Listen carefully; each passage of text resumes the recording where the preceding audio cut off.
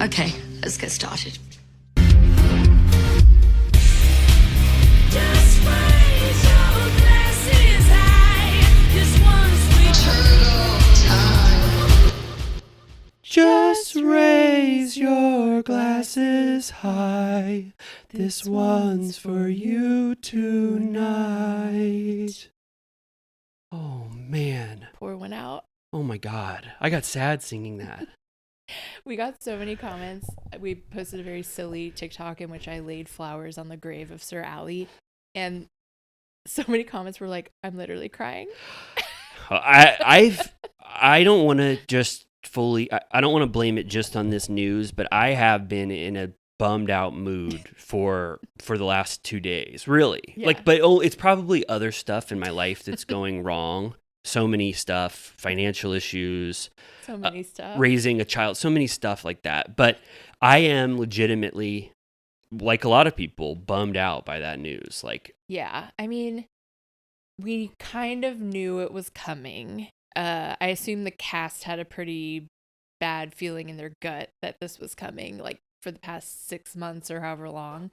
But it still hurts nonetheless. I'm trying to tell myself it would have happened anyways. Like, if Scandival never happened and the show is just running its course, how much longer would it have actually gone? right. Yeah. So I don't think, even though we knew that it didn't seem great, I didn't think that they would do this move. I didn't think that they would fire the entire cast and say that Vanderpump Rules is now rebooted with a new cast of servers working at SUR. Right. I think that is like the ultimate disgrace to the original cast to do it this way. Nuclear option. Yeah, it's worst case scenario. So for everyone who's listening, we're talking about Vanderpump Rules. As of 2 days ago, we found out that Vanderpump Rules Season 12 is no longer going to have any of the cast members we've come to love. It's going to be replaced by people who are actively working at SUR right now, right? I'm scared. So my first thoughts were, and I think, yeah, my first thoughts were, I feel very bad for the cast of Vanderpump Rules. I feel like they were treated horribly throughout the negotiation process of this thing. And I feel like it's a slap in the face to them to treat Vanderpump Rules as if it's a show that you can just like replace the cast and start over and give it that name. Yeah, it's kind of like, what's the point? Like, we don't come to it for the idea itself. No.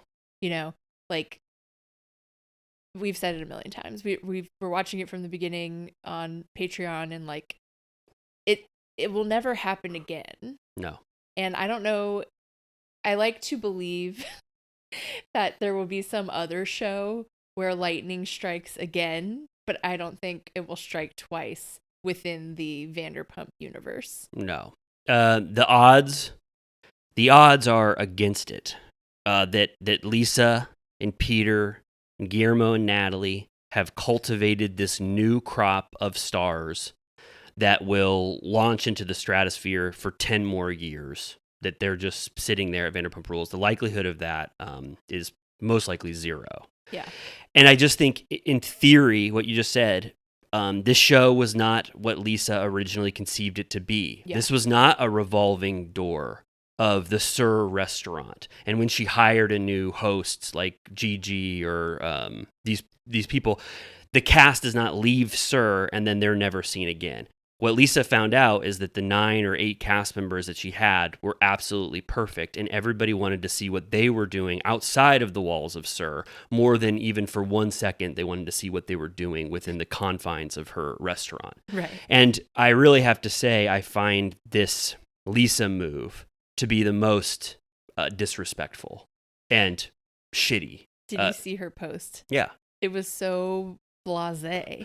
Yeah, it's awful. I think that Lisa wants to revert back to her original idea for this, and she did not know what Vanderpump Rules became. She had no control of it towards the end, and this is a way for her to reestablish control and adhere to that mantra that she told Lala in season 5, that Sir existed before you and Sir will exist after you.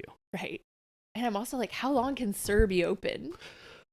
Like, how long can we go on pretending it's the hottest restaurant in LA now that we all know exactly what it is? Yeah. I think that there's probably still a world where they... Do you think there's a world where they change the name to not desecrate the name Vanderpump Rules? Or do you think it's just absolutely for sure that they are going to, like they did with RHONY, consider this season 12 of Vanderpump Rules? Right. I mean, I have a feeling they're just going to do it like that, as they said. You never know. I mean, things get announced all the time that they are like, JK, we're going to switch it around. But I think if Lisa's the EP and like the person in charge of this whole thing, then she wants it to be called that. Do you find it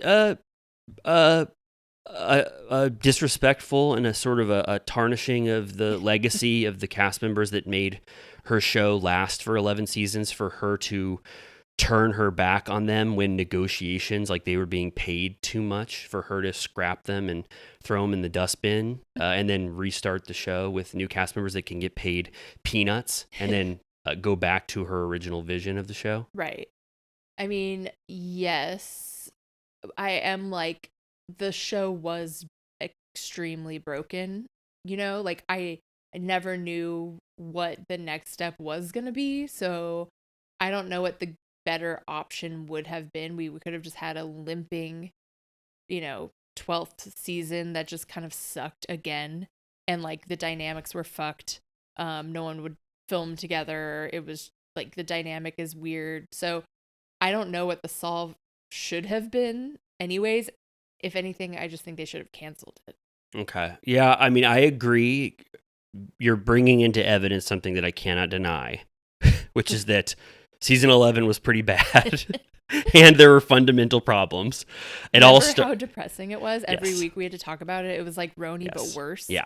Like worse in the sense that we cared. Yes. And it sucked. And it all started during the horrible decisions they made to fire 3 of the most integral cast members. We won't get into that now.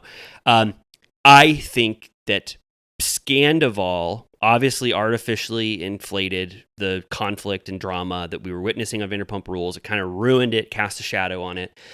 But they deserved that 3 to 4 episode arc, or even 8 episode arc to show us where their lives are now in terms of all of the changes that have happened since then. The original vision, which was to give them 3 months off and then let them come back. And if it was a contractual thing, if it was just too expensive, which I'm like, damn, if Vanderpump Rules got the first like Emmy nominations for Bravo Network and like they had the best ratings of all time and Bravo can't make that contract negotiation work to honor the show that hit them to that new vaulted echelon, like, damn, something is wrong with the way you structure budgets for these shows.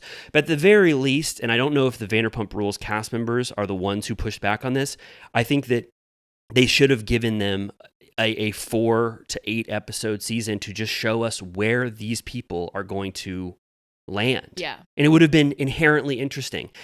They would know that they were closing the door on the James story. So James would show us his house, the DJ life. He would say, I'm still best friends with Lala, whatever it would be. They would all have their individual arcs. My dog definitely didn't eat my cat. Yes, absolutely. We get to see what the hell was going on with Graham and Allie's cat in there. Allie cat? They know that they don't have to propel this anymore. They can close the book on all of these storylines. I think that they were owed that final chapter season, and I think that I think that them getting left in the lurch like this and not paying them what they deserved. It's not like they fought for more money. I think that they just didn't want to pay them what they were actually owed for another season of the show. I think that to treat them all as if Vanderpump Rules can survive without them is a horrendous thing to do to them. And I blame Alex Baskin and Lisa Vanderpump specifically. Say it to their face. I will. I'll say, Alex Baskin, you treated James and Tom Schwartz and everyone like absolute shit. I want to read the statements. I want to read the statements, which I think that they are so cavalier and hard-hearted. Lisa said, I love you all. In the restaurant business, one shift always gives way to another. This is the preposterous notion that this is a show about the restaurant culture in terms of that Tom Sandoval my shift? that now Tom Sandoval needed his shift covered, and that's why we're now watching whoever took his job at Sir. Cheers to the next generation of Vanderpump Rules. I feel like that is such a salt in the wound statement at the end of this thing. She is just so business minded, which I guess it's like, why can we fault Lisa for that? She's shown every aspect of that, or that she adheres to that principle, but still, I find it disrespectful to the cast. And then Alex Baskin goes, what a thrill it is to build on the legacy of this series by doing it all over again. Yeah, that honest, beautiful statement that he totally meant. With profound appreciation for the original cast and their iconic run, we can't wait for the audience to see a dynamic new group of coworkers and friends make their way through life together. So in my opinion, it's completely discounting that the reason why the show worked was because of, the lightning in a bottle cast. Who do you think? So obviously everyone will say Sheena is the most upset and screwed by this because that was her lifeblood, 100%. Well, no, Sheena has the escape hatch. The Valley. The Valley is the thing that we haven't talked about yet. I don't know, whoever crafted the Valley, that ended up being the best decision in the world for like we talked about it originally. Sure. It is a landing pad. I feel like that is firmly planted in the strategy of ending the show, because they're like, okay, if this really isn't working at all, we're at least not throwing our golden geese in the trash bin. We're just going to move them over to this other thriving new thing that we have, and we'll ease them in. We'll have, they already confirmed that they're going to be guests. I don't think they even said friend of, but appearances. Right. Which of course can lead to God knows what. I mean, it's already a pretty big cast, so I don't know how much space there really is. And Jax has said that he doesn't want any of those cast members to get bumped for people on Vanderpump Rules. This is its own show. Yeah. So I don't know how much control he'll have. It's obviously going to be Alex Baskin's decision if he wants to get Sheena and Lala and Schwartz over there. Schwartz is going to be on the Valley no matter what for the next 5 years. He's living right next to Jax. I mean, that's fun. Yes, everyone loves him. We'll get to see that. So I'm not worried about Schwartz. No one will care about Tom Sandoval, but I think he has got it the worst out of everyone. He ended his run on a show that he built, that he was there for 11 seasons, with a completely awful ending to his arc, and he'll never get a chance to redeem himself in popular culture again. Yeah. I mean, having the 3 guys again, if the new arc is Jax dating, having him with the Toms out on the town again would be very fun and very enticing. And then, so if you allow that the Valley could be the spot for all of them, which I don't know, I don't know. It's it already has 8 cast members. It has Jasmine and Janet. They just got engaged. Right. But so I don't know if they're going to want, because the minute that the cast members from Vanderpump Rules come on, they're obviously going to overshadow the original ethos of what the Valley was supposed to be. So I don't know if that's just going to be what happens. You know, maybe it's so we also, the crazy thing this week was that Schwartz and Sandy's announced they were closing. The next day, Vanderpump announced that the show was being recast, and Kristen announced that she's pregnant. So I think I can't decide if that was planned or not. I assume that, because it seems like Schwartz and Sandy's came before the cast was informed. They may have had a heads up or a feeling, but they announced before they technically knew for sure. I think regardless of whatever the decision was about Vanderpump Rules, Schwartz and Sandy's was going to close. Yeah. I think that they got a double whammy. Well, now they really would have had to fucking close. For sure. But I think that they announced that decision, and then they're pouring one out for that business, and then 6 hours later or whatever the timeline is, they got the Like, news. you're not making $1 million this year anymore. Yeah. And then Kristen, it literally was like, I don't know, like less than an hour apart or something. The stories, it was like TMZ, Yeah. and then hers was People Magazine, and I'm like, she must be pissed.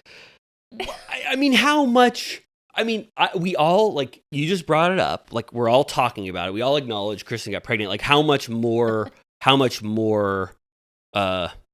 like, what's that called? Attention would she get for being pregnant? You know, like, how long Well, would I the guess news it's cycle? also like the rising tide. What is it?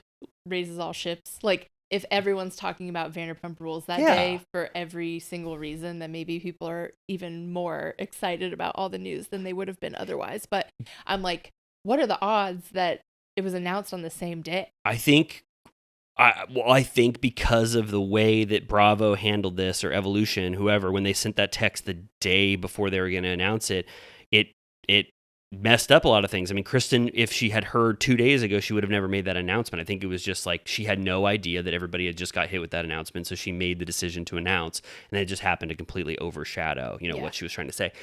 Does the Valley make this all a little less impactful, knowing that there is potentially a space for all of them?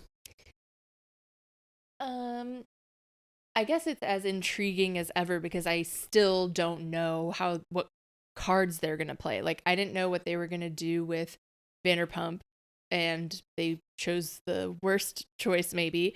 But it's like with RHONY too. It's like, I don't know what the best choice to make is. Like, I don't know that there is a best version. It kind of has to work itself out over time, I guess. Right. So with this, it's complicated. So obviously, yeah, Sheena was smart and like preemptively like weaseled in. Mhm. Like, she always knew that she was going to have a way in somewhere. Yeah. Schwartz, I don't think even did it strategically. I think he's just like so engrossed with these people that it's like he's never going to be on the outs. Yeah. What I haven't thought of until this very moment is that Stassi show. Right. Like, can anyone fuck with that, or should we like get out of my life? It's called Stassi and Sandoval. Yeah, she's like, I'll help you. For some reason, he gets his name in the title now, and it's about their misadventures. I feel like potentially, tell me if this is an outrageous statement, is Katie the most fucked? I mean, she has a podcast and she has the sandwich shop, but like, I feel like she's the least likely to wheel and deal the way the others do. I don't know.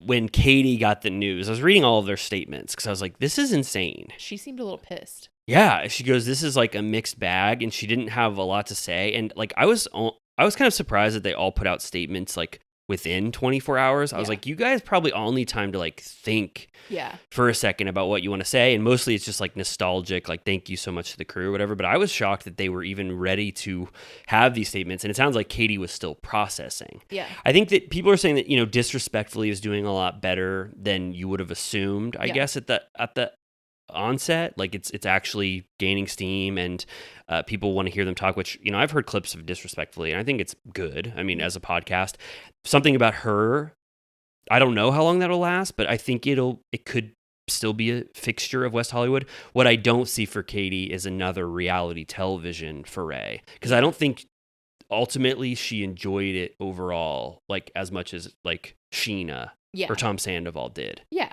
Like, those people were like frothing at the mouth to participate and sort of like self-produce, and it was their whole world. Yeah. And she, I think, was kind of like, hell yeah, like, I get to make 6 figures or more to just sort of do my thing, and I'm so used to it at this point that, like, why wouldn't I? Plus it, helps promote her business and all of this, so it is just a straight up loss for her. Whereas I know that Lala also pretty much just has a podcast, and Sheena has a podcast, but I feel like they're in that like down and dirty Bravo business, like Amazon Lives, like their podcasts have been around a long time. They're sort of like have a little media empire, like that's what they want. Whereas Katie, I feel like, is like, yeah, I'll come to the studio and like chat for Nick Vile's pod network. Yeah. Yeah, I was thinking about Katie Maloney's journey too. I was thinking about all of them. I was like, they're all relatively going to be fine. It's like, like I'm being bummed out for people that are millionaires. But like I was thinking of James. I was like, James is not going to be on the Valley. Yeah. Like he's not. There's just no way that they could get him on the Valley. I don't think people would want him on the Valley, but he in his own right absolutely has this tangential career of being a DJ who's like so, and that always was his dream. But did you read James's statement? Yes. His was the saddest. Yeah. He was like, I'm crying. I'm holding back tears as I write this. Yeah. I felt for James for sure when he got the he news. Got fucked.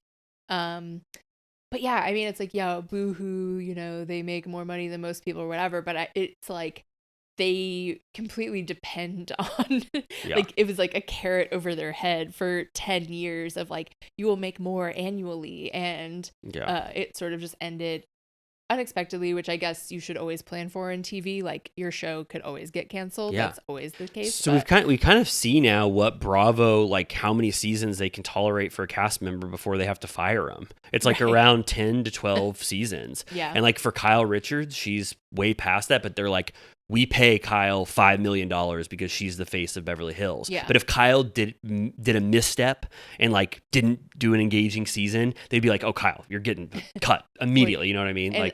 Like we always say, Vanderpump is different because it's a stack of people that have been around that long. Whereas Housewives, there's almost never that many that have all been there that long. Like there's very few OGs. Like what? There's like 3 OGs left or something like that. Yeah, in the in the Real Housewives franchises, they are a revolving door of talent. Everybody has come to expect that. You would have never thought that Vanderpump Rules was that.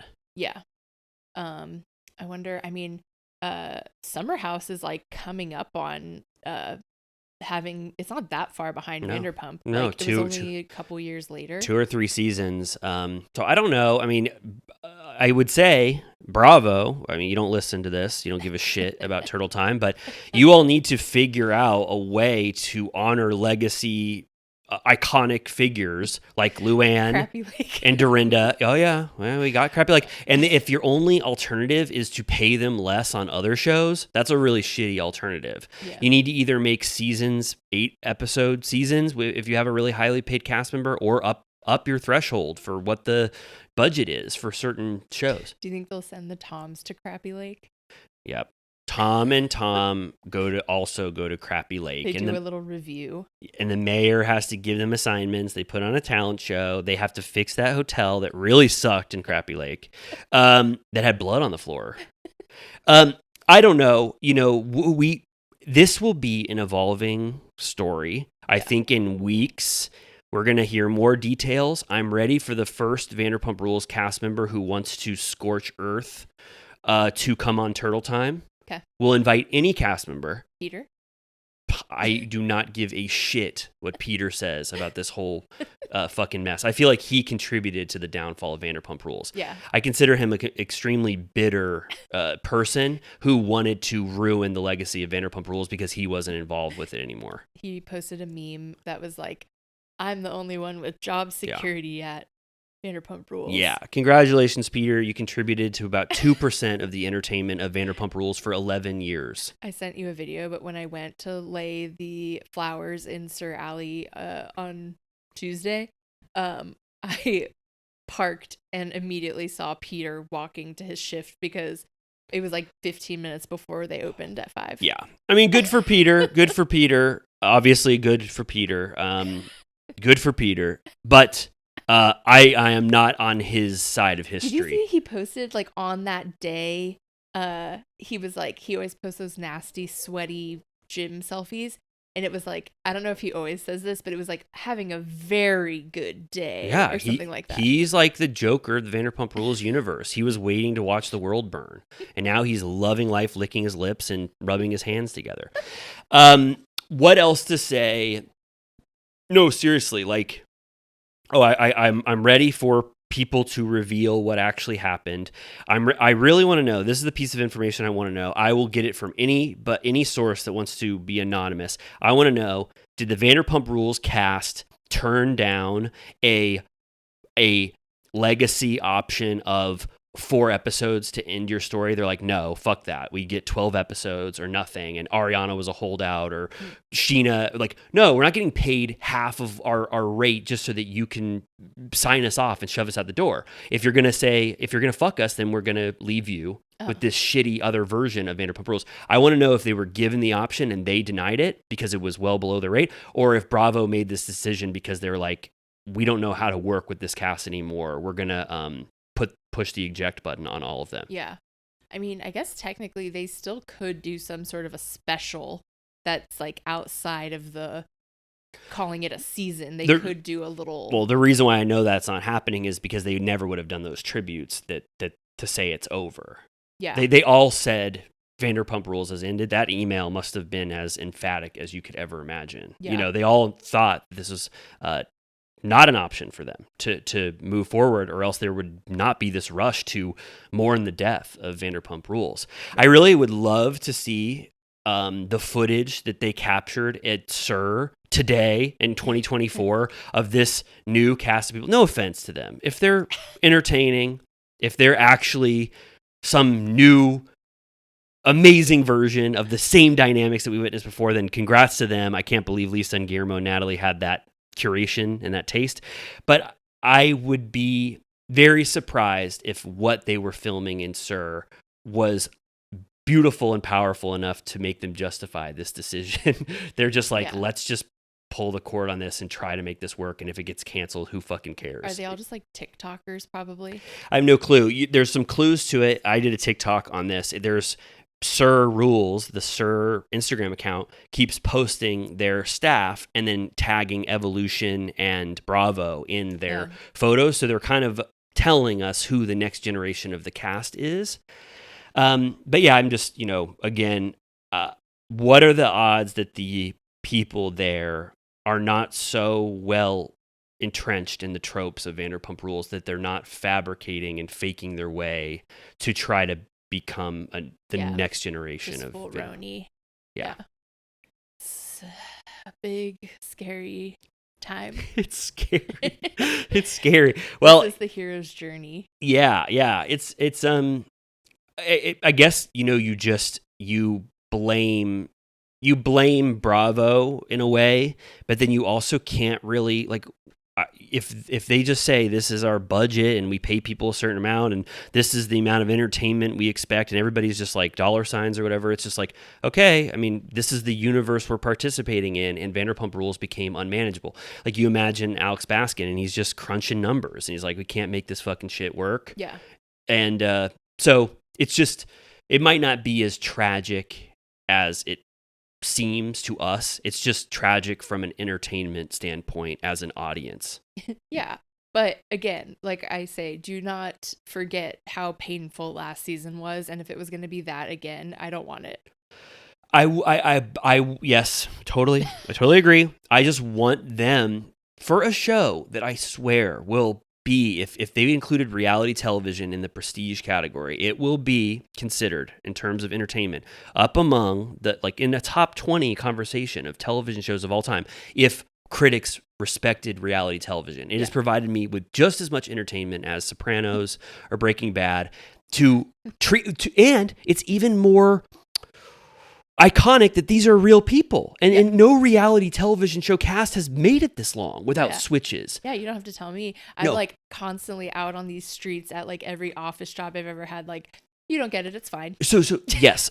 I don't need to tell you. All I'm telling you is that I wish that they could have gotten the proper ending that they all deserved. And even if you all Vanderpump Rules cast were the holdouts, I don't think they would have been, because you should have just done the 4-episode special. That would have been amazing. Yeah. Just tell us where you are now. Say goodbye to us. End this properly. Instead, this is the worst way to go out. Do you think Above Money it had something to do with cast dynamics? Like, we know Lala isn't friends with anyone anymore. Obviously, Sandoval, like Ariana probably didn't want to film with certain people. Like, if they wanted to do something where they're like, you're all together one last time, and maybe they were like, no. No, I think that I was hearing that they were all on board and they wanted to continue it. And there's an arc for Lala to come to terms with what she did at the end of the season. Like, I think they would have made it work, especially if they knew that this was the final chapter. Like, if like that would change everything with how they interacted with each other. So I don't know if I could just blame the like interpersonal dynamics. And also there are so many examples on Real Housewives franchises of two cast members that don't fuck with each other at all, but the cast moves forward. They figure it out. They just are in the same place. Did you see that Ariana cropped Lala out of any of her retrospective pictures? Yes, and I didn't see. I don't think one even frame of Tom Sandoval in any of those. Makes sense. Andy was posting all kinds of old shit, and there were so many of like Tom and Ariana. I was like, damn. Like, I mean, I know that that's the history, but you know, she was looking at all those like, fuck. Stop. No. Yeah. I'll get shit, or I won't get shit. Who cares? Do you think like people said like Tom Sandoval ruined it? Like, do you think that's true? I mean, he set it on like a rocket course to like self-destruction, but it got a boost it never would have gotten otherwise, and I think it would have just gone quietly into the night over maybe 2, maximum 3 more seasons after that. Yeah. Like everyone, I believe that they were saying it was like borderline not going to continue before Scandival. Right. And like it got launched in the stratosphere. People that had never watched it in their lives watched it last year. It got the highest ratings of all time. It got an Emmy. Like, so it's like, it's kind of hard to say, like, would you, I mean, Ariana's pain aside, if you could take that away, would you? Right. No. Yeah, probably not. And I'm asking this because like Tom Sandoval hasn't made a statement, and I was just like, damn, like he is hit hard by this. Okay. And he knows that if he made a statement, people would be like, fuck you. Yeah. You ruined this show. You're the reason it's canceled. So he's not making a statement, but I'm like, Vanderpump Rules is as much Tom Sandoval's legacy as anyone else's. Yeah. I mean, he built that thing. He's a part of it, and he's integral to it. And part of me just feels bad that he doesn't get to end his story in a way where everyone else, like when Jax cheated on Brittany and all this shit, which I'm not equating, but I'm just saying a lot of people got, like you said, a little bit of a redemption, and he has to end with this utter shit ending for himself. And I feel like Vanderpump Rules and like he's tarnished within the show that he created. Yeah. His legacy. Well, I think that's why he fumbled the bag so hard on not realizing. I don't know if first of all, he was doing something horrendous just by real world standards. But he has said that he was so confused and shocked that it was treated so differently than all of the other infidelity of the show's past. He's like, what do you mean? Like, Jax cheated on Brittany, Schwartz cheated on Katie, like Kristen cheated on me, I cheated on Kristen, like, this has happened before, why is this happening now? Like, why do you guys care so much now? And everyone was like, the world has changed, bitch. Yeah, we hate this more. Everyone's like, you're dead, you scum. Yeah. So so part of me is like, what's the Tom Sandoval part of this? Because it is interesting. I mean, like he went out total bummer mode. Yeah, it is kind of just like sucks that like he's just like hollow like currency now. Yeah. Like he should be technically as big of a star as any of them, but he's like unusable. Yeah. Like he's like tarnished goods. He's like reverse Ariana. It's like Ariana's we didn't even have to mention what Ariana's going to do post Vanderpump Rules. He's Wario to Ariana's Mario. If anybody knows these, what are these Nintendo references? He's like the reverse image of Ariana, where he's going to be a reality personality of the person that's like Carrot Top.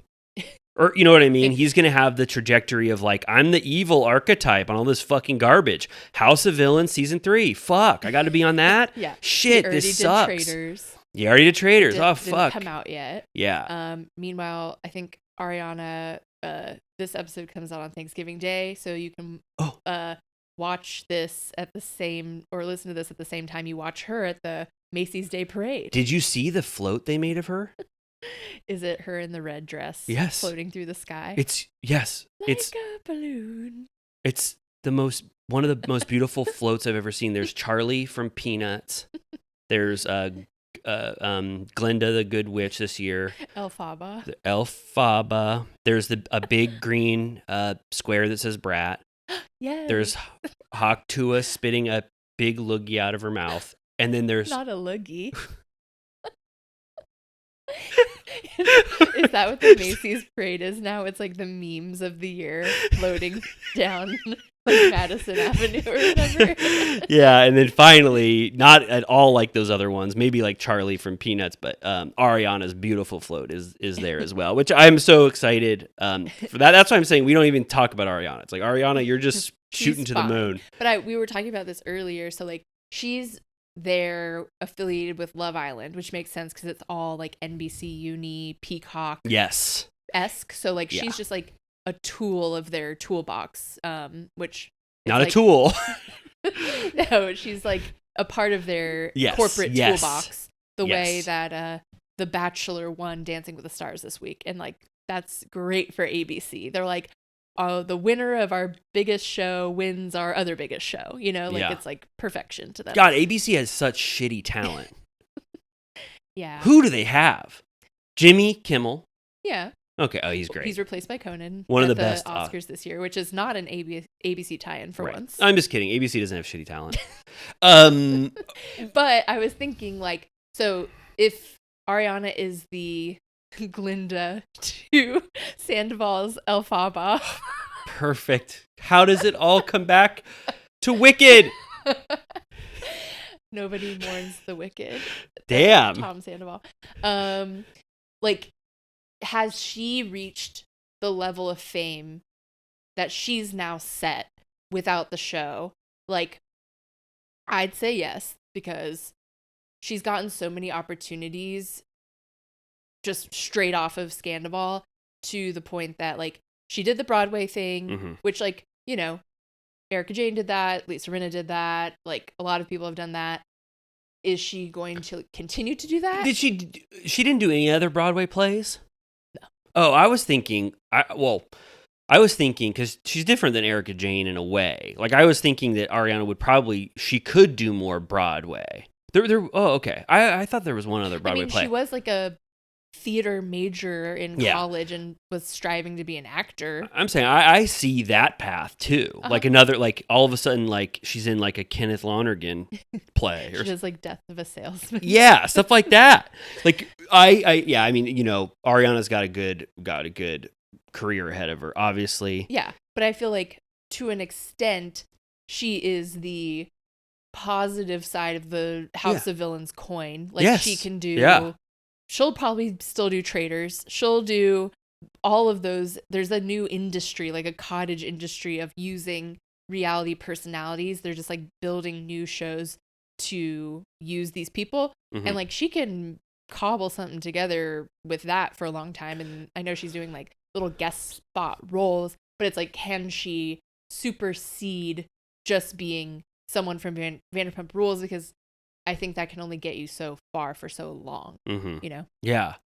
Yeah. So we'll see what happens. And I want to say again, Turtle Time has an open seat right here in the middle for any Vanderpump Rules cast member that does not want to use their own podcast platform. They want to come right here to Amy's home. Do you care if James or I'll give him the code to the gate. Okay. Or Ariana or Tom Sandoval, if they come over, do you care?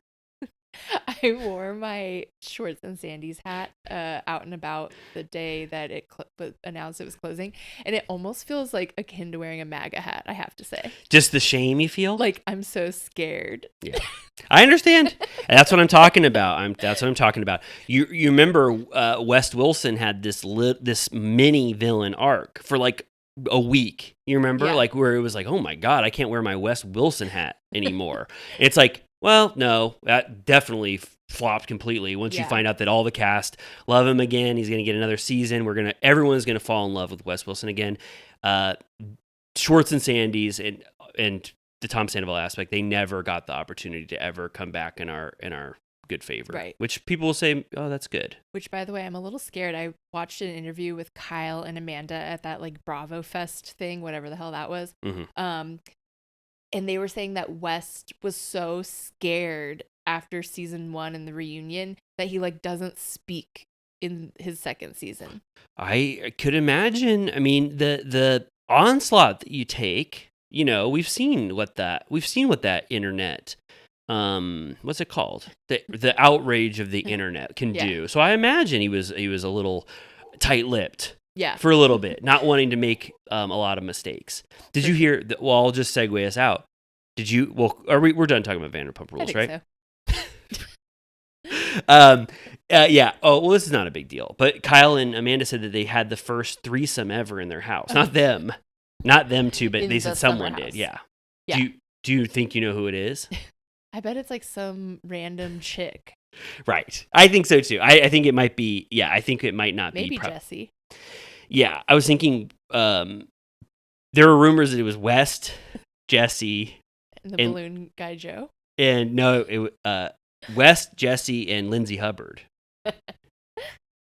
I mean, we don't know what her situation is with her baby daddy. That's true. Any other news that we have to say? Did you see Kyle throwing shade at Craig also at Bravo Fest? Yes, I saw it. Oh my God. I said, please don't fight. Please. We love you both. Andy said, any advice for Craig? Or what was it? It was like, who else in the Bravo sphere, like, runs a business good? Yeah. And Kyle goes, Andy, he goes, Craig would be good at running a business if he ran his own business. And everybody goes, oh my God, I can't believe you said that. I know. At first I was thinking about the Sprit Society thing and I was like, oh, the pillows. Yeah, he means, I think Kyle, in his way, was saying that sewing down south is not truly Craig's company. Wow, savage. I don't like that feud. It stresses me out, quite honestly. The boys are fighting. So, in a lighter news, did you see that Luann and Hugh Grant made out? Yeah, I saw it. I totally do. Believe women? Yeah, I feel like I know Hugh Grant pretty well. I feel like this was just after Bridget Jones era or whatever. I can totally imagine that he was at. Where did she say it happened at? I think it was it in New York or was it London?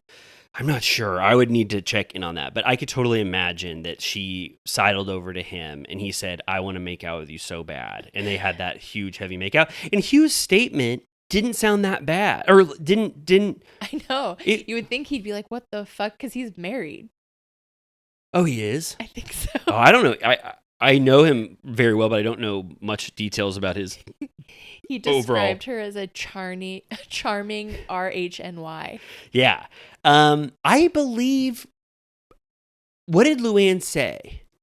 She said that she was like, knew that he was going to be at this restaurant or whatever. So she called and was like, get me a table next to Hugh Grant. And they were like, okay, right away, madame. Right. And then she like pretended to bump into him and was like, oh, I do apologize.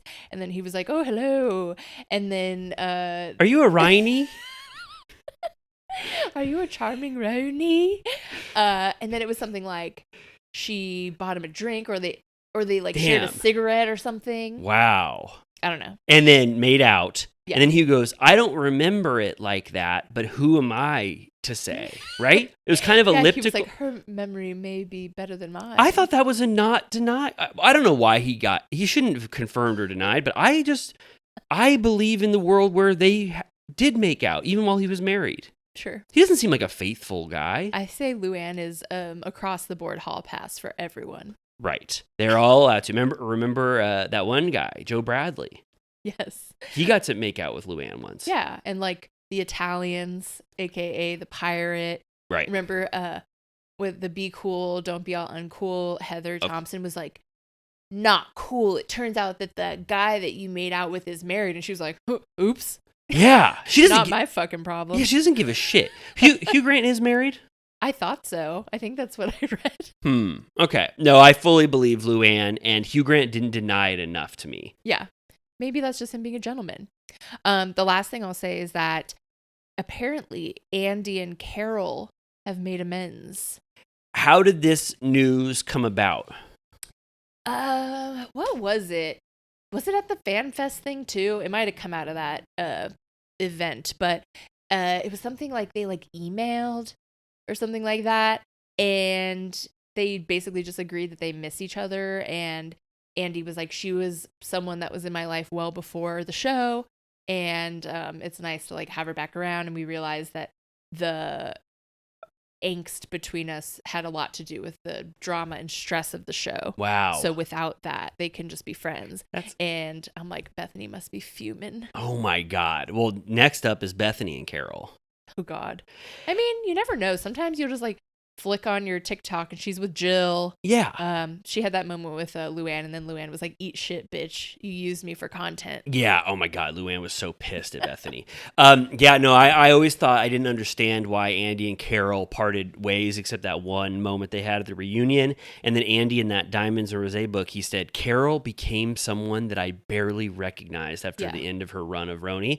So I feel like it would maybe more on Carol to realized that Andy was not this devious Bethany sympathizer that was trying to like ruin her life or whatever. Yeah. But I never understood the rift, and they seem like people that would still get along. I follow Carol on Instagram. I'm like, this is the same Carol that I remember. Yeah. She says stuff that's fun, and she doesn't seem like she changed. And Andy seems like the same person he's been for, however long. So talk about someone that just like, it's interesting how certain people, I mean, I think she has money from a multitude of different ways, but it's like she didn't need the show money at all. Like, so many of them have to wheel and deal using their Bravo personality. Like, Luann is doing her tour, like Sonia's doing God knows what all the time with like little promotions and stuff like that. And it's like Carol just like lives in the West Village. Like, she just like is rich. Yeah, totally. Yeah, she doesn't have to do anything, I don't think. No.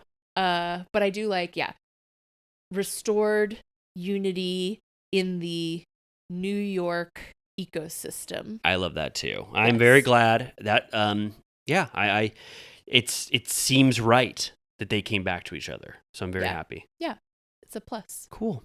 Any other news that we have to get into before we maybe take a certified turtle piss break and talk about this is the lineup this week. We're gonna dip into this week's episode of RHONY, which I forget what it was called, Coming Clean. Yeah, something like that. Then we're gonna talk about Potomac, which I thought was fun as hell. Yeah. And then we're gonna talk about Beverly Hills, and then finally at the very end of Turtle Time, we're gonna talk about this week's episode of Salt Lake City. Insane. And okay. Isn't it like, is Southern Charm on next week? December 5th. What is That's today? Next week. Oh my gosh. We didn't even mention, because we were so sad and bummed out, that it's Thanksgiving Day when this comes out. Yeah, what a gift. Hopefully that means people are like traveling and they'll listen and not just flush it down the toilet. This episode? Yeah. I hope so too. I hope that you put this on in front of your family while you're all making food together. Would that be nice? Yeah. Okay, good. All right, well, let's take a certified turtle piss break, and Amy and I will come right back. Bye. We're back. Hello. Potomac? Potomac. Let's talk about Potomac. Yeah. We didn't talk about it last week, I don't think. No, we missed a full episode. I think the biggest thing from that was that Gordon and Ink conversation, which was pretty heightened. Which they are using every opportunity they can to roll the clip, which is a little, it's just crazy. Like, so Ink and Gordon were fighting in front of, or with Mia, and Gordon says, you guys had an affair and Mia got an abortion out of that affair because of you. Which I was thinking, I'm like, it kind of ties in. RHONY has an abortion storyline this week, and which is like groundbreaking in its honesty. Yes. And I'm like, oh yeah, I guess it's never been talked about outside of in a like salacious manner. I can only think of one other time on Shaws of Sunset. I think Reza runs around a pool party accusing Mercedes of having had a large number of abortions. Okay. And it's like, it really is like a line to not be crossed, I think. HIPAA violation. Yes. So you're saying abortions, which I guess we'll be saying a lot this episode. Trigger warning? I think Medical term? I don't know. I kind of feel like we have to talk about them because that is a constant theme. Potomac is, like you said, more on the salacious end of things. And then RHONY is more on the, like, thinking about this and opening up about it to make it a less... like destigmatized. Yeah, destigmatizing. So it's odd, like you just said, that is being treated one way on that franchise and then completely in a different way. And one of the main takeaways from this week's episode of RHONY is that Potomac, is that when Mia tries to talk about this with the group, which normally this is a big deal. She goes, Gordon, brought up this fact of my life, maybe it's not a fact, and Giselle goes, we don't want to hear that. She's like, that's not fun. She goes, basically, don't ever say that again. I know. No one wants to. For a moment, I was like, wait, is she like disapproving of the act itself? Or is she just saying like, she goes, that's not tea. Like, I think it's also, well, she says that before Mia backtracks on her relationship. So like she uses it for sympathy in the conversation, saying, Ink doesn't want to be with me anymore if there's going to be this much drama with Gordon, who's in a manic state, etc. And then like the next day, Ink is at the party with her. There's footage of Ink, Gordon, and Mia swimming in the pool and stuff. And so everyone's like, wait, like you just made us all feel sorry for you. Like you went through this horrendous event and then now you guys are all cool. Yes. So which is it? But Giselle was pissed even before that. Right. Because she just didn't want this to become a topic of conversation. It's not what she wants to engage in, I guess. But also, throughout the episode, I mean, so I'll just say, to start, like this episode I thought was like fun as hell. Like it was so great, even though it's dealing with like some major bombshells on the Mia front.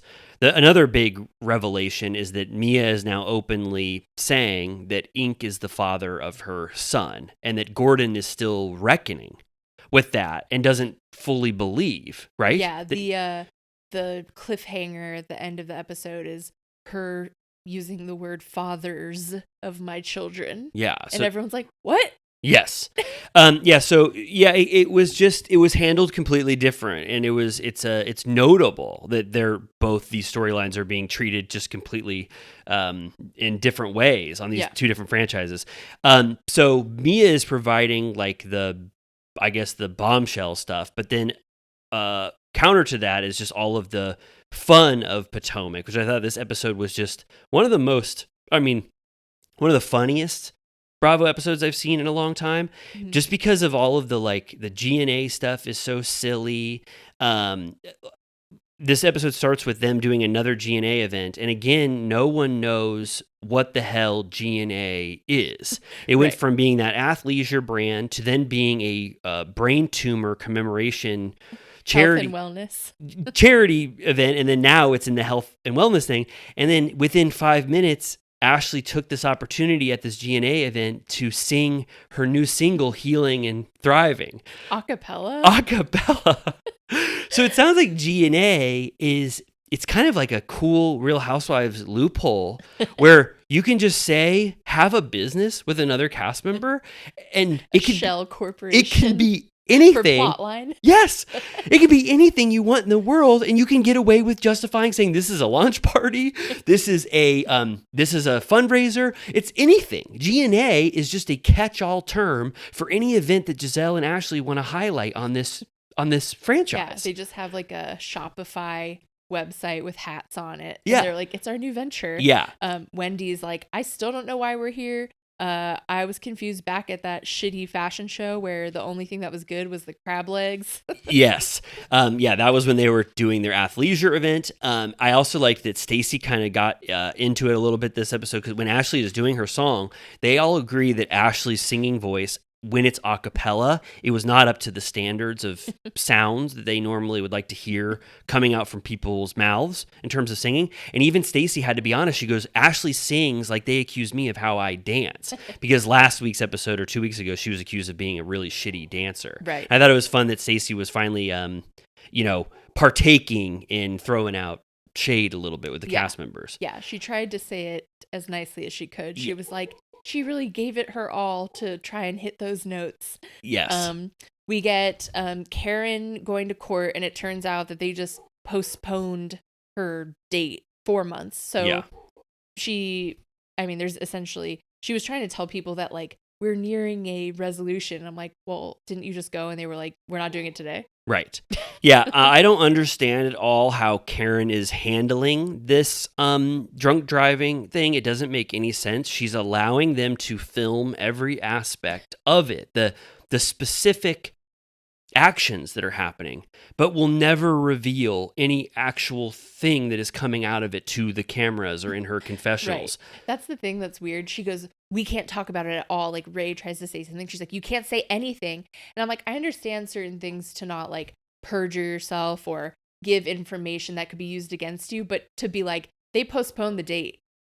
Yes. Like, that's not gonna hurt you. Yeah. And also I think multiple times this episode, she proclaims that she's innocent. Yeah. It's like, they were like, we love your fashions at the court. What were you giving? She was like, I was serving innocence. it's like, how are you innocent? I mean, they have you, drunk as a skunk behind the wheel of the car, crashed into a tree, right? I love, just keep going with it. I hold guess so. firm. I would be a little upset though, like if I If you were was the tree. If I was the tree, I'd be upset with what Karen did. But also production, you'd have to be a little upset with her as talent to be like, Sure. What are we doing here? Filming you outside of the courtroom, having your lawyer come, but you cannot give us one detail about this huge deal in your life. Right. Yeah. The girls at one point are like, let's FaceTime Karen to see how her court date went or whatever. And Mia keeps taking it too far. She's like, you should text her first to make sure that she doesn't answer the phone drunk. Right. And you can see that Wendy's like, SMH, like, I'm not having anything to do with that commentary. Like, absolutely not. And Stacy's like, Karen doesn't even drink around us. Like, every time we get to there, she's not even drinking at all. And Mia's like, if Karen doesn't drink, then I don't have sex. And they're like, what? And she's like, if Karen doesn't drink, I'm celibate. And they're like, oh. And Stacy's like, so by that metric, Karen is drunk 24/7 or whatever. I was like, this sucks. Yeah, totally. And Mia has taken it upon herself to be the Tamra to Shannon's storyline on OC. Mia doesn't care about her relationship enough with Karen to not want to be the one who pokes at this. Despite her curing her opioid addiction through chiropractor appointments. Right. Yes. There was some other stuff that was good. I mean, overall, this is a great episode, but we're kind of skimming through just to do the highlights or whatever. Uncle Lump appearance. Uncle Lump was great to see again, and Ashley gives us a little peek behind the curtain at what's going on with the Darby divorce. Yeah. And I don't remember if Ashley has admitted to Darby cheating, but they talk about how in the divorce proceedings, she's going to bring up evidence that he was unfaithful. And Uncle Lump goes, was he unfaithful? She goes, yeah, it's all over the internet. And it brought to my mind when Michael Darby was pulling his underwear up at that hotel room, and that video footage was available for all to see. I feel like she was in his corner for so long saying that was absolutely not cheating, and now she's finally admitting it. Right. Yeah. I mean, if it's going to get down and dirty, you have to use that stuff. But I want like a pet named Uncle Lump. I know, it's so good. We were already seeing who in my family could be called Uncle Lump for Penny to start calling him that, because it's too good. Maybe Jimmy can be Uncle Lump. Oh my God. If you don't mind, if it won't hurt him at all, I would love for him to be referred to as Uncle Lump. Great. Would you want to ask him? I think he'd love it. He loves Uncle Lump, like the concept of Yes. Uncle Lump. But yeah, they Uncle Lump and Ashley's mom agree. They say in unison that all Michael ever wanted out of Ashley was complete control. Yeah. Just like some dark shit. She like runs away. She's like, I'm not having all this. I don't want to talk about this. Goodbye. Totally. Yes. And there's a little bit of a parallel. I don't know how these franchises are all like, there's like these recurring themes, but PK kind of says the same thing to Dorit in Beverly Hills. He goes, you used to be, I'm not going to do my PK accent. It's a little rusty, but Oi. He goes, Dorit. No, he said he felt emasculated. And he would scream at the top of his lungs, "You're making me feel not like a man, like I love to typically be around you." So he liked when Dorit also was meek and didn't run the household, I guess. So there was that was also, he was kind of bringing up this Michael Darby shit as well. Yeah. Michael Darby liked Ashley when she wasn't a powerful cast member on a huge reality television show. Yeah. He kept her placated on Coors, was it? Not lights, even ultra Corona. lights? Corona. Sorry. Yeah. You're drinking a Coors. I'm drinking a Coors to honor Vanderpump Rules. Coors, what's Coors Light? There's even one. Oh, Banquet. Oh. Oh, are you talking about Corona? Yeah. Oh, Corona Extra. Is that what she drinks? Corona Extra has more calories in it. So it's a more fuller Corona flavor. Fat. Yep. And then Corona, there's 3 different versions. You're right. Yeah. Isn't there also a lime one? Let's look into Coronas on our next break. Okay. Lastly, this episode features an amazing Wendy 40th birthday. Now, if you thought you had already seen Wendy's 40th birthday 3 episodes ago, you did. And then we get more of it, which I really liked because it's an excuse for them all to be together and have a party. And Wendy does an iconic entrance into her party. I think everybody should watch Potomac. If you didn't watch this week, it's pretty fun, but this is spoiler territory. But everybody is waiting for Wendy. And then all of a sudden they go, "Look out upon the sea." And they go, "Oh God, I can't see." Like the sun is shining in their eyes or whatever. And then Wendy goes, "I'm out here." And she's in this amazing boat that is shaped like a car, right? Yeah, it has like a convertible design around the side. It looks like a car on the water, and the guy is driving her around, and he's beeping his ass off, and he's doing donuts in the water. And then before... It sounds like, if we describe it, it'll sound like something you always say, like he's just going in circles.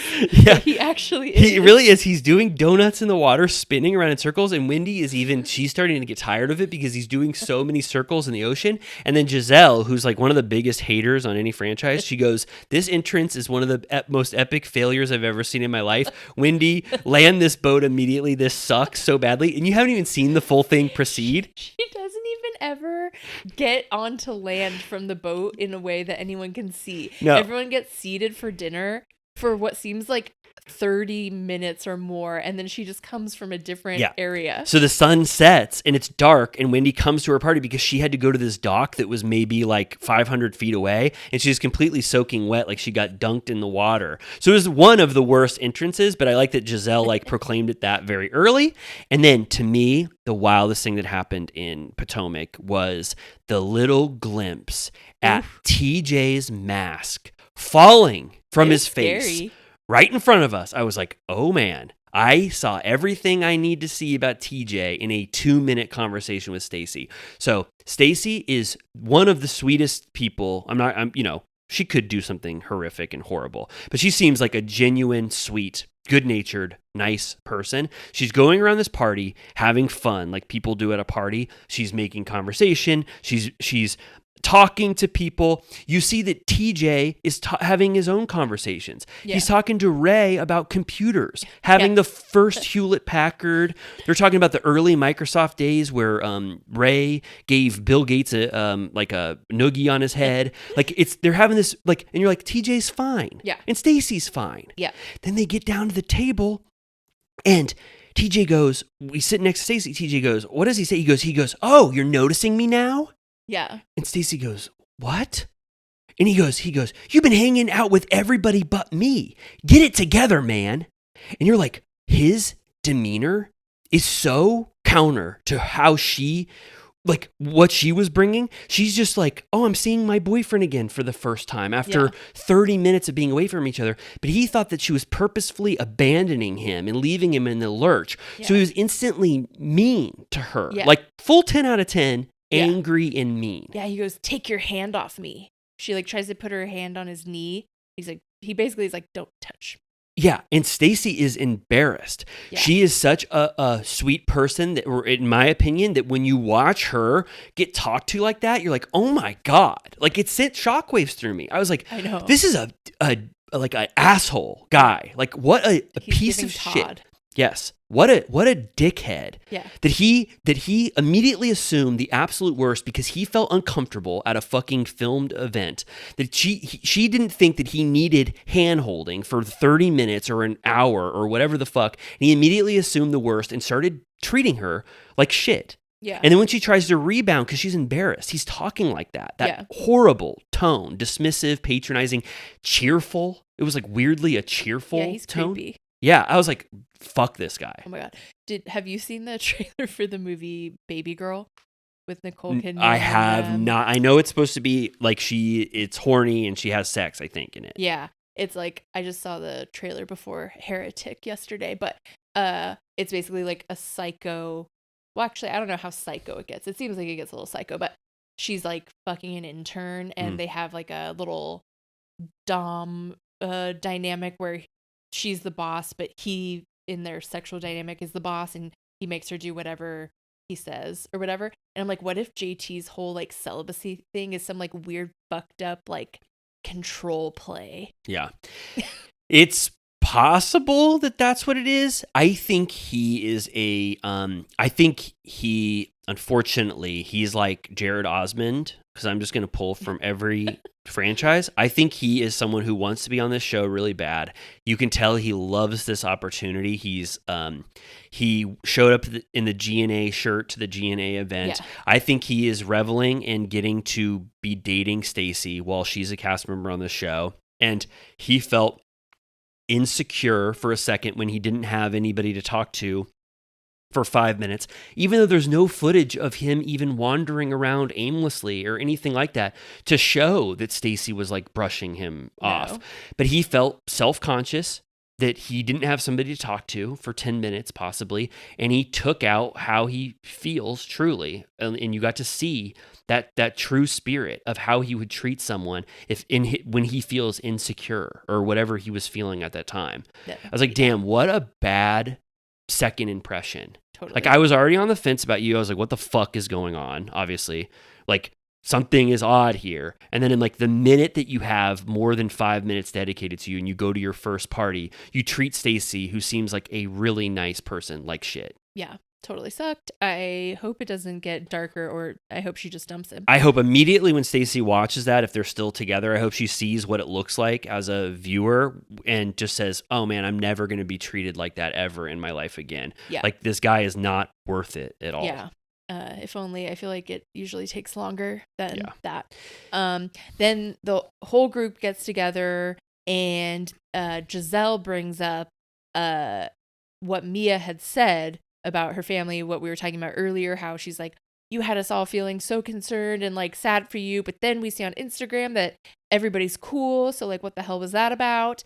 And then this is where Mia goes, the fathers of my children can get along. And everyone's like, fathers? Yeah. Yes. Stacy goes, oh my God, I thought Gordon was the father of your children. And it's like, that's so funny. Like, Stacy is just treating this like the audience. We're like, she's like shocked by everything that's going on. But Giselle also, Giselle is also letting the audience know that she thinks she'll never trust Mia again because she thinks Mia is lying about everything. Yeah. And the evidence that she had this horrific conversation with Gordon where it almost ruined their relationship with Ink, to immediately find on Instagram that's not the case. Giselle's like, and Ashley, like Giselle and Ashley, and Karen already hates her. They're like, we can't believe Mia at all about anything ever again. Yeah. And then they kind of give Mia the liar edit with the flashbacks. Mia lied about Chris hitting on her. Yeah, I forgot about that. Me that too. was like the first thing she did. Me too. Apparently she had a fake cancer scare. I don't even remember that. Yeah, I feel like it Cancer, no cancer? It was like she came in. That was like everyone meeting her for the first time, knowing that about her. And then it was like, because they showed that clip of like at the bar, and I feel like that was like the first time we saw her. Yeah. So, the jury is still out, I guess, if Mia is a liar, but it seems like she is. And she's definitely using the Ink and Gordon drama for her benefit on the show and wants people to be talking about it, and purposefully said fathers. She's the exact opposite of Karen. Karen is keeping everything close to the vest and won't reveal anything because it makes her look bad. And Mia is purposefully heightening all of the drama around her to sustain her storyline. Right. But yeah, again, it continues to be just highly enjoyable to watch. easy breezy, good new cast, good old cast. Yes. It's just Potomac is so fun and funny and so far pretty light, Yeah. which that's saying something, the fact that we had that huge accusation that Gordon Yeah. level, but for the most part the editors It's like you can call it light because she's treating it lightly. yes. It's not like if it was anyone else, not to be rude, but with like more dignity that would like try and hold something like that in privacy, it would be like so devastating for someone to throw that at you. But she's not only was it already on camera, but she's telling multiple people on camera so that it gets shown again. Yeah. It seems like the Potomac producers know the aesthetic that they want Potomac to be, and it captures it every week. It's like I think it's because the cast members are just all so funny. Yeah. So it becomes just an inherently light show for the most part. Yeah, and they're all like pretty seasoned on how to do the show, but not like scheming, but like to like keep it moving. Yes, totally. Yeah. And then on the exact opposite end, in terms of not aesthetically light and not being, I guess, entrenched in the nuances of what it takes to be. Well, no, I won't say that fully, but this is not a light franchise anymore. RHONY, it got a little heavier this week. I will say I have to give RHONY credit. I think that I was watching this and I was like, I'm going to give every RHONY episode its own due and not just paint it with the same brush, be like, this is awful. And I was thinking of this week's episode of RHONY after Beverly Hills as the lead-in of Beverly Hills and see what viewers would stay put. And I was like, this is probably the best case scenario of what they wanted when Beverly Hills transitioned to this, because I feel like this approximates the franchise, a good version of this franchise's pretty well, this episode overall. Like, it was fun enough. They immediately ended that prank shit for the most part. They tried to get done with it. It had some fun Jenna and Raquel moments. And then it had this like emotionally wrenching and beautiful scene, with Aaron. So it's like, this is best case scenario for RHONY for sure. Yeah. Cause it's like, if you can't hack it on drama and conflict, then honesty is the next best lane, which is why Raquel has been intriguing this season because she keeps opening up about her life, which is why I'm like, Sigh, why are you clamming up about your shit? Like, she came so close with the stuff with her mom. Yeah. So it's like, if you just like open up about like real stuff that people don't usually talk about, that's always going to be good TV, and like important in this case. But yeah, so like leading up to it, I would say the only thing I would mention left over from that stupid picnic is that Rebecca Minkoff yet again is asked to defend Scientology, and she's very bad at this. At what? At defending Scientology? It's just like, I guess it's like, I guess all you can say is ask no further questions. Like, she said the same spiel again, that like it's a set of tools, different than like a classic religion. And she says she doesn't know anything about the spaceships and the aliens, which I'm like, okay, but that's not like not real. Like, that is very much part of it. That means she's only like, she's been paying all that money and she's been adhering to this religion since she was a child, and she's what, OT2?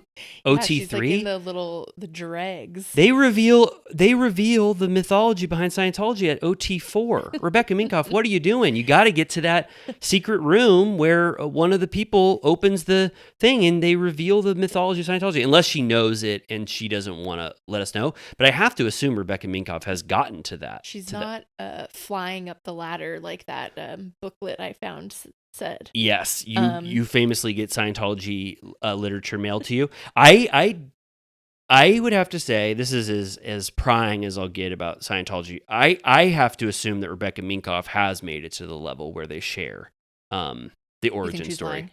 Yeah, because wasn't her parents were in this? Yeah, I mean, I do believe that. I believe people when they say that. I think there are some people that are in like the underbelly, and I think there are some people that really are like, it's kind of like being like a member of a club, like a country club or something. Yeah. Like it's like you go to events, you know people through that. They have these little like life tools and courses. Like I think there is like a very like shallow version of it that's like they just want to have a community of people and like members.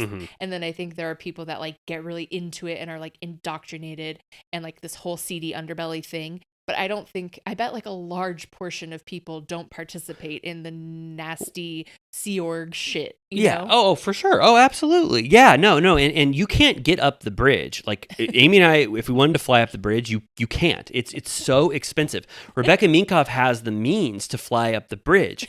I think that she is probably, this would be the coolest, this would be the craziest arc for Rebecca Minkoff if she was OT3 and she did that confessional and then she just paid or whatever and got to the upper echelon and then found out that Lawrence Wright and everything that he wrote about in Going Clear was true. And she was like, oh my God, you guys all lied to me. And then she withdrew from the religion. That would be a wild Scientology arc. Yeah. But for now, I mean, I don't doubt that Scientology has removed the L. Ron Hubbard endorsed background of Scientology from the bridge, because why would they continue to show that to members once they got to a certain level if that's what they've been constantly denying is the truth of the religion? Well, I'll refer to my literature, but she did say that because everyone always asks about Going Clear, and she's like, if anyone had a question about any of the world's religions, would you send them to a bigot to ask for more information? And she's and let me get this right. She's calling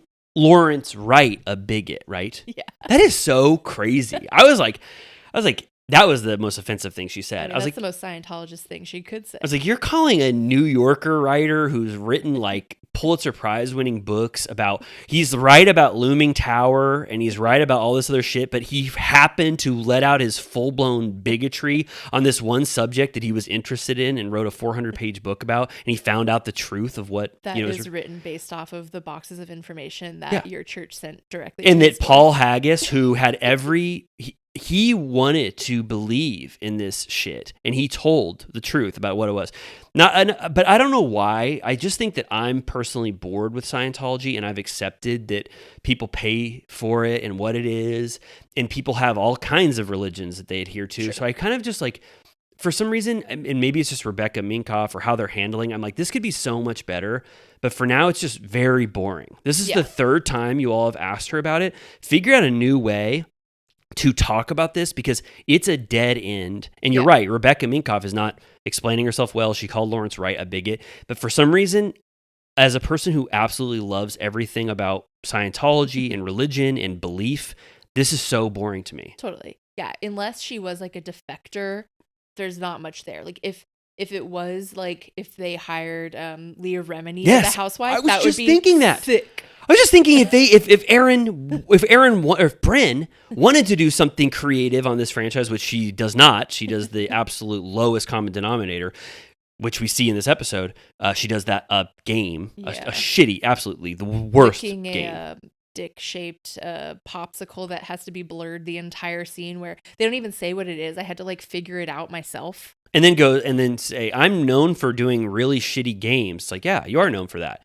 Let's say a rumor that is not true about someone that is true. Anyway, but getting Leah Remini to talk about Rebecca Minkoff's journey, I mean, that would be absolutely awful. Brynn takes her to lunch. That would be awful, but at least if you're going to bring Scientology and like basically make fun of her for her religion and make her justify all of the abuses of Scientology, do it better. Yeah.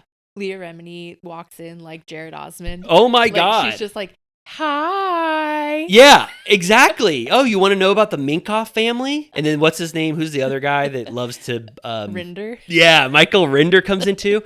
But then also you can tell that the cast does not want to delve too deep into Scientology. Jenna did get a little statement making She goes... she's like, religion is by far the leading cause of death in this whole universe. She goes, it is thy opiate of the masses. I'm like, she should see Heretic. Wow, is that what it's about? I saw a tweet that was like, he's basically, it's like Mormon, what do you call them when they go door to door? Oh, door to door. You know what I'm talking about. no, Mormon, but an missionaries? evangelist? Yeah. An evangelist? Is that what you mean? Yeah. They, They, Yeah, like, yeah, have yeah. you heard about the Jesus Christ of Latter-day Saints or whatever? And then they knock on a bad door and he's like, come on in, ladies. And it turns out that he's like a fanatic. And I saw a tweet that was like, he's basically like Ricky Gervaising them. Like he's like like a like a passionate atheist. Oh, he is. Yeah. It has some twists and turns, but basically he tries to make them be like, do you believe this? If I tell you this, will you believe this the way that you believe that? Like he's trying to be annoying. I see. Oh my God. So it's like Ricky Gervais, who's an atheist, right? Yeah, he's always like, it's a load of bollocks. You believe in a God? Yeah, He sips his beer. Yeah, oh my God. Ricky, don't get me started. Ricky Gervais, like, has a guy ever not been a believer in God more than Ricky? So this okay, so here's this kind of, you could say, this bifurcates halfway through to where we got the old shitty RHONY that we hate. Yeah. And then we get some good scenes towards the end. Yeah. And I'm going to transition first before we get to the heavy stuff. I'm going to say I really enjoyed Raquel and Jenna's interaction at this museum. I was like, damn, not in a weird way, but I was just like, whoa, there is some chemistry here. And they're both acknowledging it. And Raquel like lingers on Jenna as she's like hugging her. She goes, I spit in your mouth on accident. And Jenna goes, oh my God, you did? And then she goes, oh, I'm so sorry, it wasn't in her mouth. But then they touch and like the cameras pan to Raquel. And I'm not getting excited by this, but I'm just saying this is what they were showing to us. Raquel kind of lingers and Jenna goes, guess what? I have a hall pass. And I could, she didn't say specifically about Raquel, right?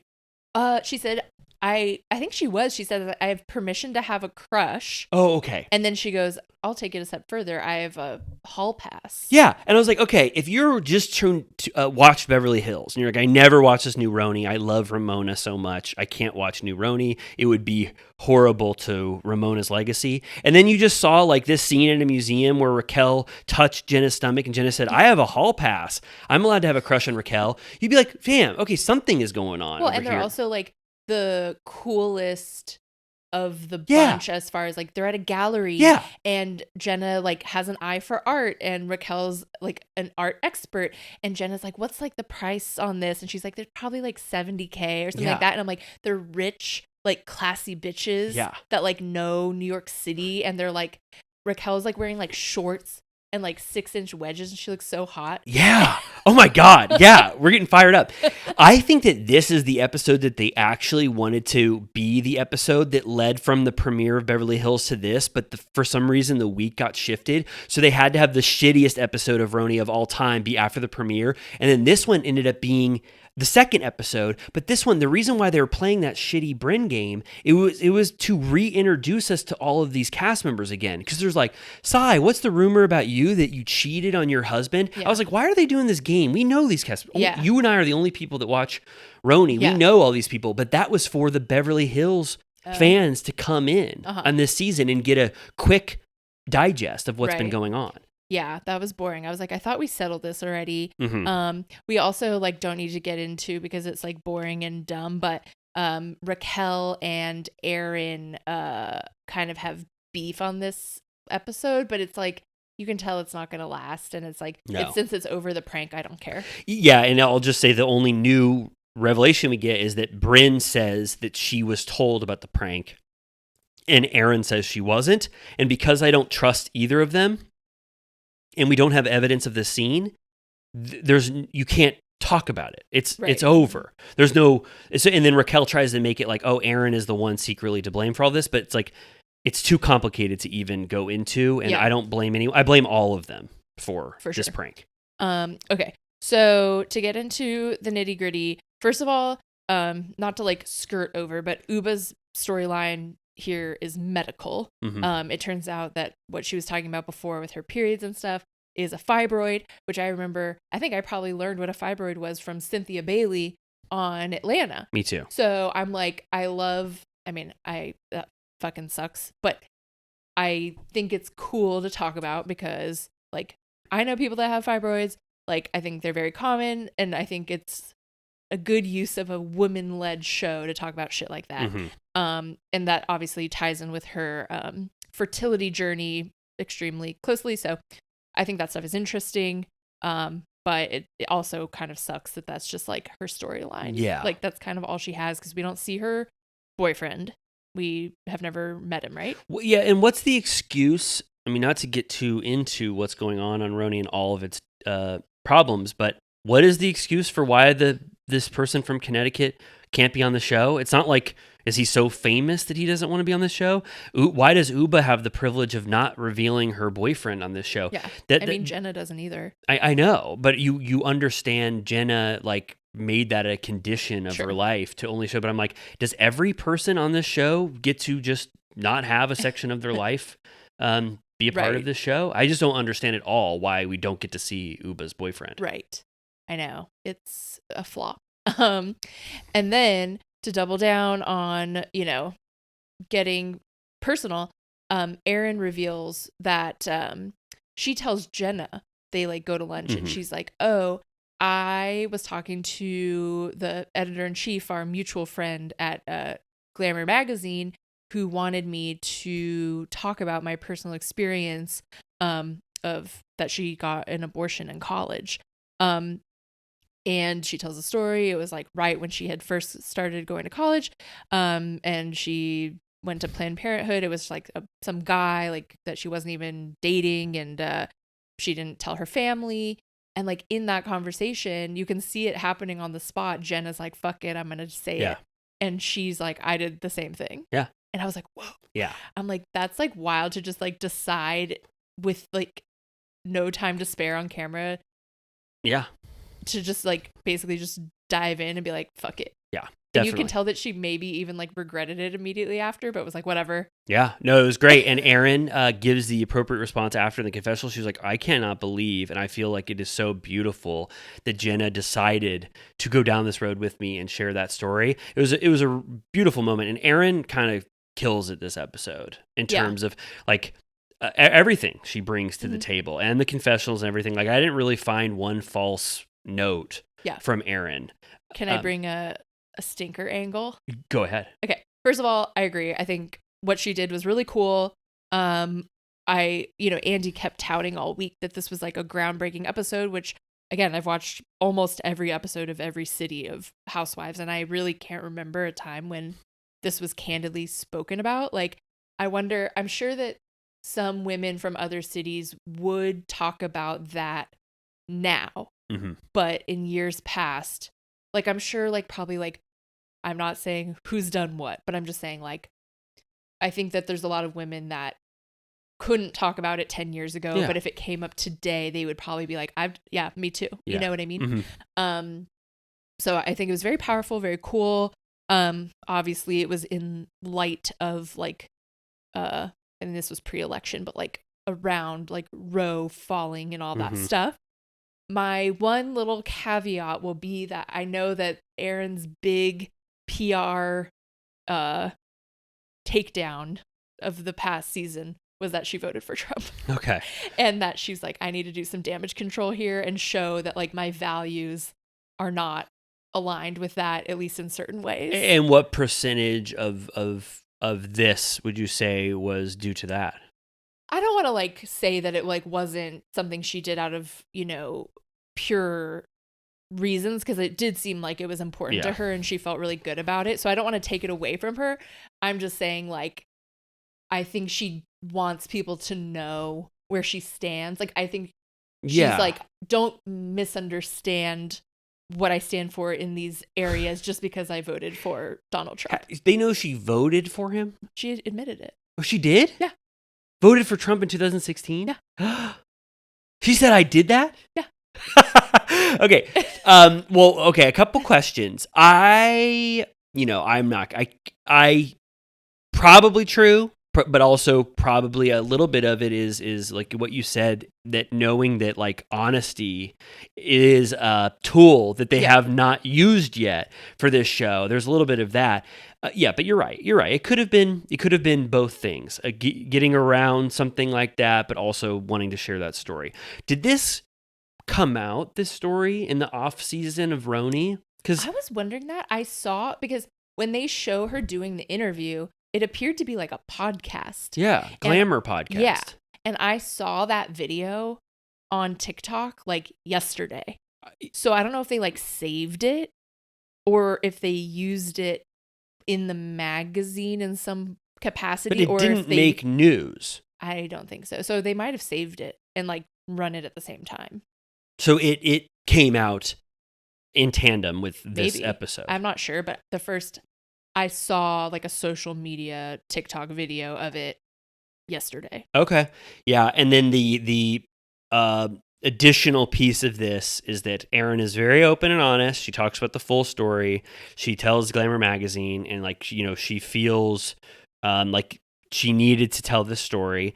And then she says to the interviewer, she says, and I haven't told my father. I told my mother a year after, and my mom's response was, I wish you would have told me. I would have been there with you. You know, it's like, I would have tried to help you. And like, they had this bonding moment. Yeah. But she never got that with her dad at all. And then the Glamour magazine interviewer is like, oh, well, are you going to tell him now? You know, because this is like going to come out. And she goes, I guess I do have to tell him now. Yeah. And so I also took issue with the interviewing style of the editor-in-chief. They sat down, she goes, so why are you here today? Oh, really? I was like, why are you making her frame the whole conversation? Like, she had to be like, in college, I got pregnant. I'm like, can you like interview her? Yeah, right. Maybe segue in on your own.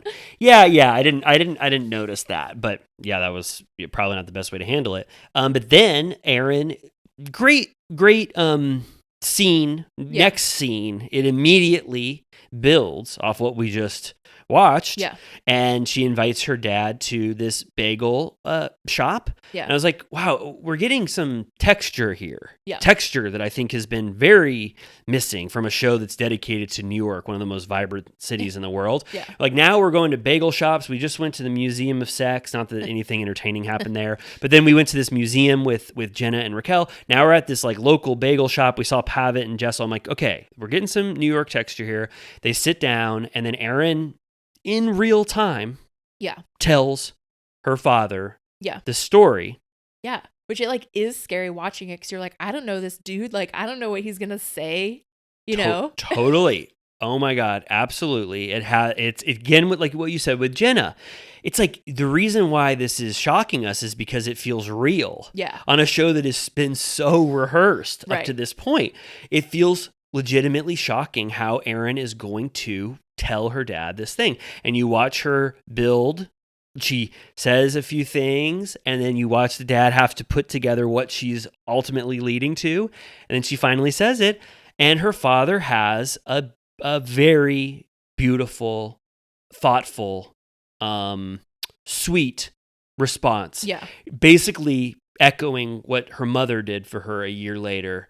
And then even sharing his own story, right, of a personal experience that he had with someone, right? Who I didn't know if that was her mom or if it was. She said her mom revealed that she had done the same thing, which I'm like, I hope you cleared that with her first, that you were going to share that a couple times. Right. Probably did. Probably did. And then she's like, Dad, did you know that mom had done it too? Right. And he was like, no, I didn't know that, but I did it with somebody else. Yeah.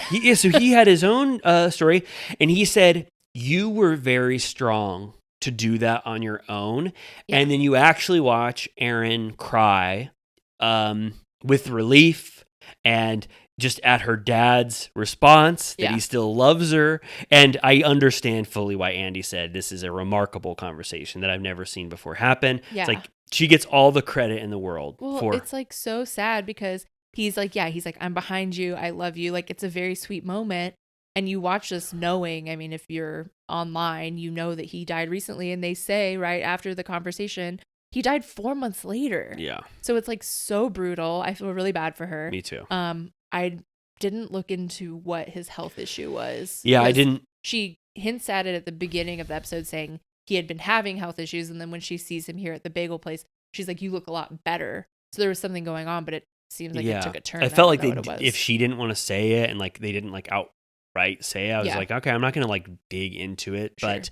But Yeah, it's horrible, and I'm glad that she got that final moment with her father where she got to like reveal this, her history to him, and she got to see what his response would have been. It was very beautiful and sweet, and then you get Erin's reaction after post her dad's death in her confessional, and you just have to give Erin all the credit in the world. I was like, damn, okay, this was, I mean, it's a little messed up by the fact that we had that pigeon lunch prank leading into this. Yeah. But overall, Erin really turned this thing around and made a profound episode of RHONY. It's true. Yeah, and it looks like next week will be more shenanigans. There's Raquel's like voguing Paris is Burning themed engagement party, which again, Jessel showed her ass that she doesn't know anything about New York culture. Right. She's always like, what? Yeah, totally. She loves Clueless. Doesn't know anything else. Yeah, no, but doesn't know about Pose or Paris is Burning, which is the inspiration for what Raquel's engagement party is going to be. I guess so, yeah. And then it looks like there's going to be Uba and Erin beef, which is the thing that they hint at about the like finale trip drama. It's Uba. Is it Uba and Brynn at the end, or is it Uba and Erin? I always assumed it was Uba and Brynn. Yeah. So I think I don't really understand. I mean, getting into the dynamics of the cast is fraught because I don't believe any of them. But I was kind of surprised that Uba immediately turned on Erin. I was like, aren't you guys the only friends on this cast? I know, it's confusing. I don't know. Yeah, it's just hard. It's hard to keep up with. Well, how do you feel? Do you want a certified turtle piss break before Beverly Hills, or do you want to race through? What do you think? You choose. Should we just do it? Okay, let's do it. All right. Okay. So Beverly Hills was good. Yes. Oh, I wanted to say, though, just really quick. I mean, I guess it pertains to both because they did a live Watch What Happens from that Bravo Fest or whatever, and it was all Beverly Hills and New York. So it was, I think it was Kyle, Garcelle, Uba, and Erin. And there was a moment where they did like a game where Andy had to guess certain things, and one of them was like, which one of us was pissed that you didn't invite them to host New Year's Eve? I was like, out of these 4 women, like what? Host? Yeah, like instead of Anderson? Yeah, and who was pissed? Uba.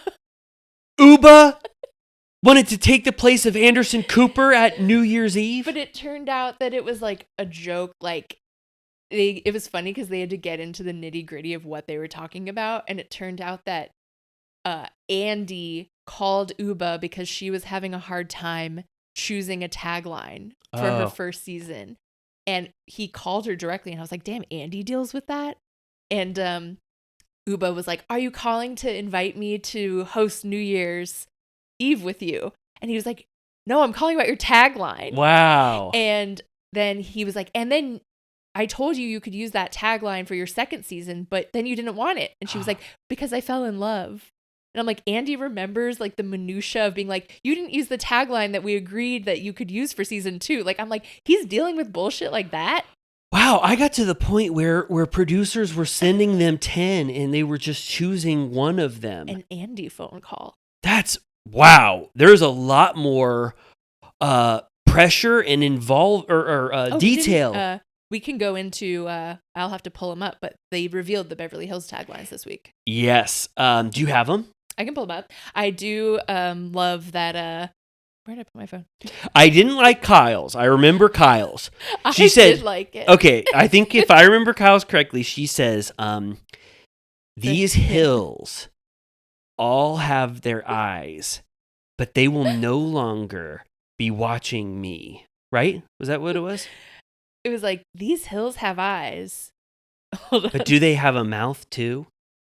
These hills have eyes, and they're all staring at me. It's a little wink to her horror past. Oh, but she was never in Hills Have Eyes. That you know of. Was she? I thought, because she is so to me tied to the Halloween franchise. Yeah. That I was like, why are you referencing another horror franchise? No, it is kind of confusing. They were like, we want to allude to her horror film past with the title of a different horror film. She should have said, like, I wasn't born on Halloween, but I did star in it. You know what I'm talking Yeah. about? Not star. I thought that it was almost accidental that it was alluding to Hills Have Eyes, but you think it's purposeful. It has to be. Like, she's the only housewife with a horror past. Okay. All right. That makes it a little more impactful. I've been meaning to show you for like weeks. I was seeing a bunch of movies at the Egyptian, and they had this like LA movie based montage. And at one point, there was a little girl covered in blood. Like, she had like an ice cream cone, and she like gets shot. And I was like, I think that's Kim Richards. Really? And I've been hold on. Children of the Corn? No, it's like what is it called? I think it's Assault on Precinct 13. Oh, wow. And I think she gets shot. Or someone gets shot in And front of her. that's Kim. Wow. Yeah. Everyone, Amy is showing me a picture of Kim Richards as a little child covered in blood. Wow. They didn't... show the clip and I'm like, that's Kim. Wow. Okay, that's pretty wild. Okay, so it's alluding to cinema. Oh, wow. Amy is showing me this extremely graphic clip where someone with a gun, I won't even say it because of YouTube, unfortunately hurts Kim Richards as a little child. Unalives. Oh my goodness. Okay, so there was the Hills Have Eyes one. Any other notable ones? Let me see here. But yeah, the Hills Have Eyes stood out to me. We have Sutton. I honor my fine Southern manners by putting you in your place. No. Yeah, that one's not good. No. Garcelle. I've been in the game too long to play by someone else's rules. Bad. What do you even mean by that? I mean, it's just when you know game and play and rules, I feel like that's been used 100 times. Yeah. Erica, in Beverly Hills, money buys a lot, but my independence, priceless. That at least like talks about like what she has going on. Yeah, but money and priceless, I feel like that's also sort of a trope within the tagline. Yeah. Yeah. Bose, introducing the greatest product I've ever marketed. Myself. That alludes to her being the chief marketing officer. So there's a little bit of but then it's like you market yourself, like I guess. Yeah. Dorit, I might look like a doll, but don't wind me up. I might look like a doll. I when I looked at these the first time, I was like, these are all bad. Besides unless Kyle is alluding to her horror past. Yeah. Pretty rough. Yeah. Andy did not give them a call. Make the phone calls. He didn't say. I was trying to write one for my new cat, Norman. And what was I trying to say? It was like, I may have been homeless, but now I'm just toothless. Oh my God. That's good. And it alludes to Beverly Hills. Exactly. That's really great. I thought also because he was found by the freeway, it could be like, I was found by the side of the road, but now I'm on the path to success or something like that. Oh, you yeah. know? Oh, perfect. Because then you have road and path, which all taglines have that sort of, what's that called? Yeah. Like tie-in. I think that's very good. And I think you should choose one for Norman and let us know what you think. Make him wear a little gown. Yeah, that would be so sweet. So this Beverly Hills continues right where we left off. Dorit and Kyle are in the middle of a heated conversation.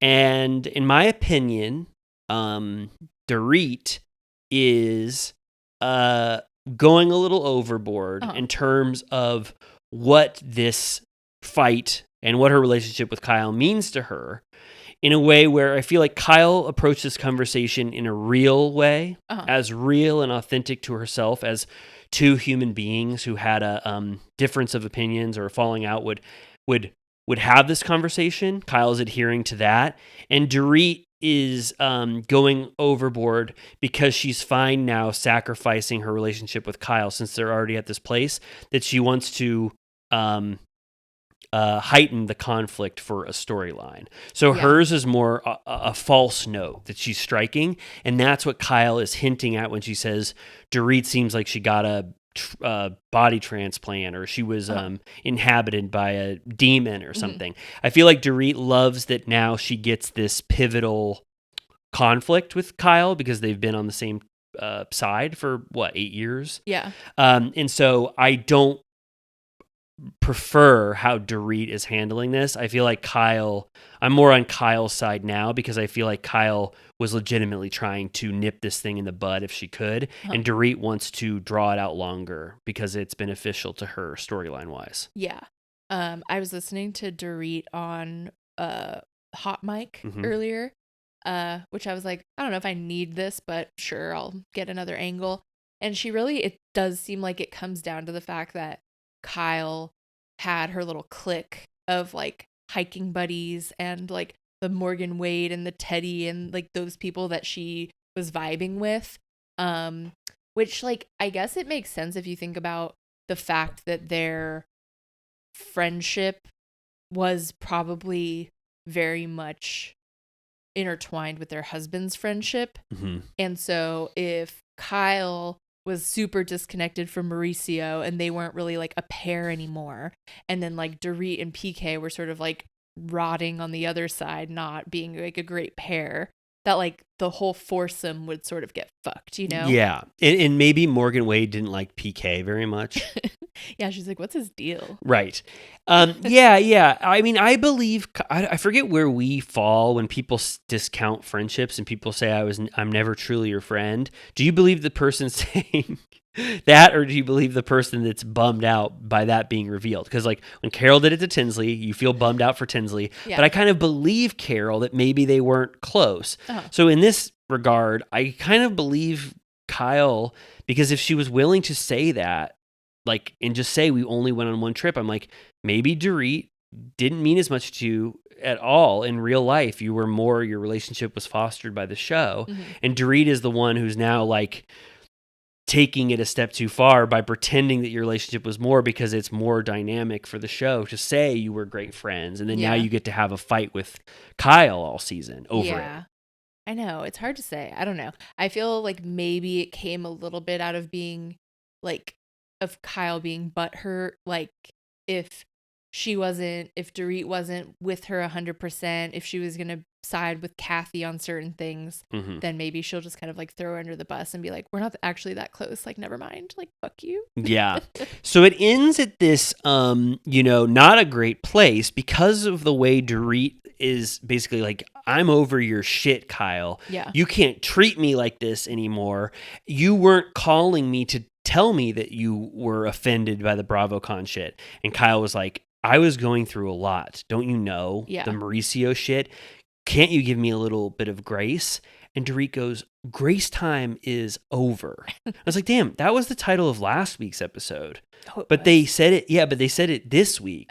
So they were like, why would you name the title of something that she said last week, or, on this episode, last week's title? I thought that was like a weird editing mistake. But Dorit is fine to get up and leave without making things better. And then that's when Kyle's kind of saying, Dorit is not the same person I knew in the past.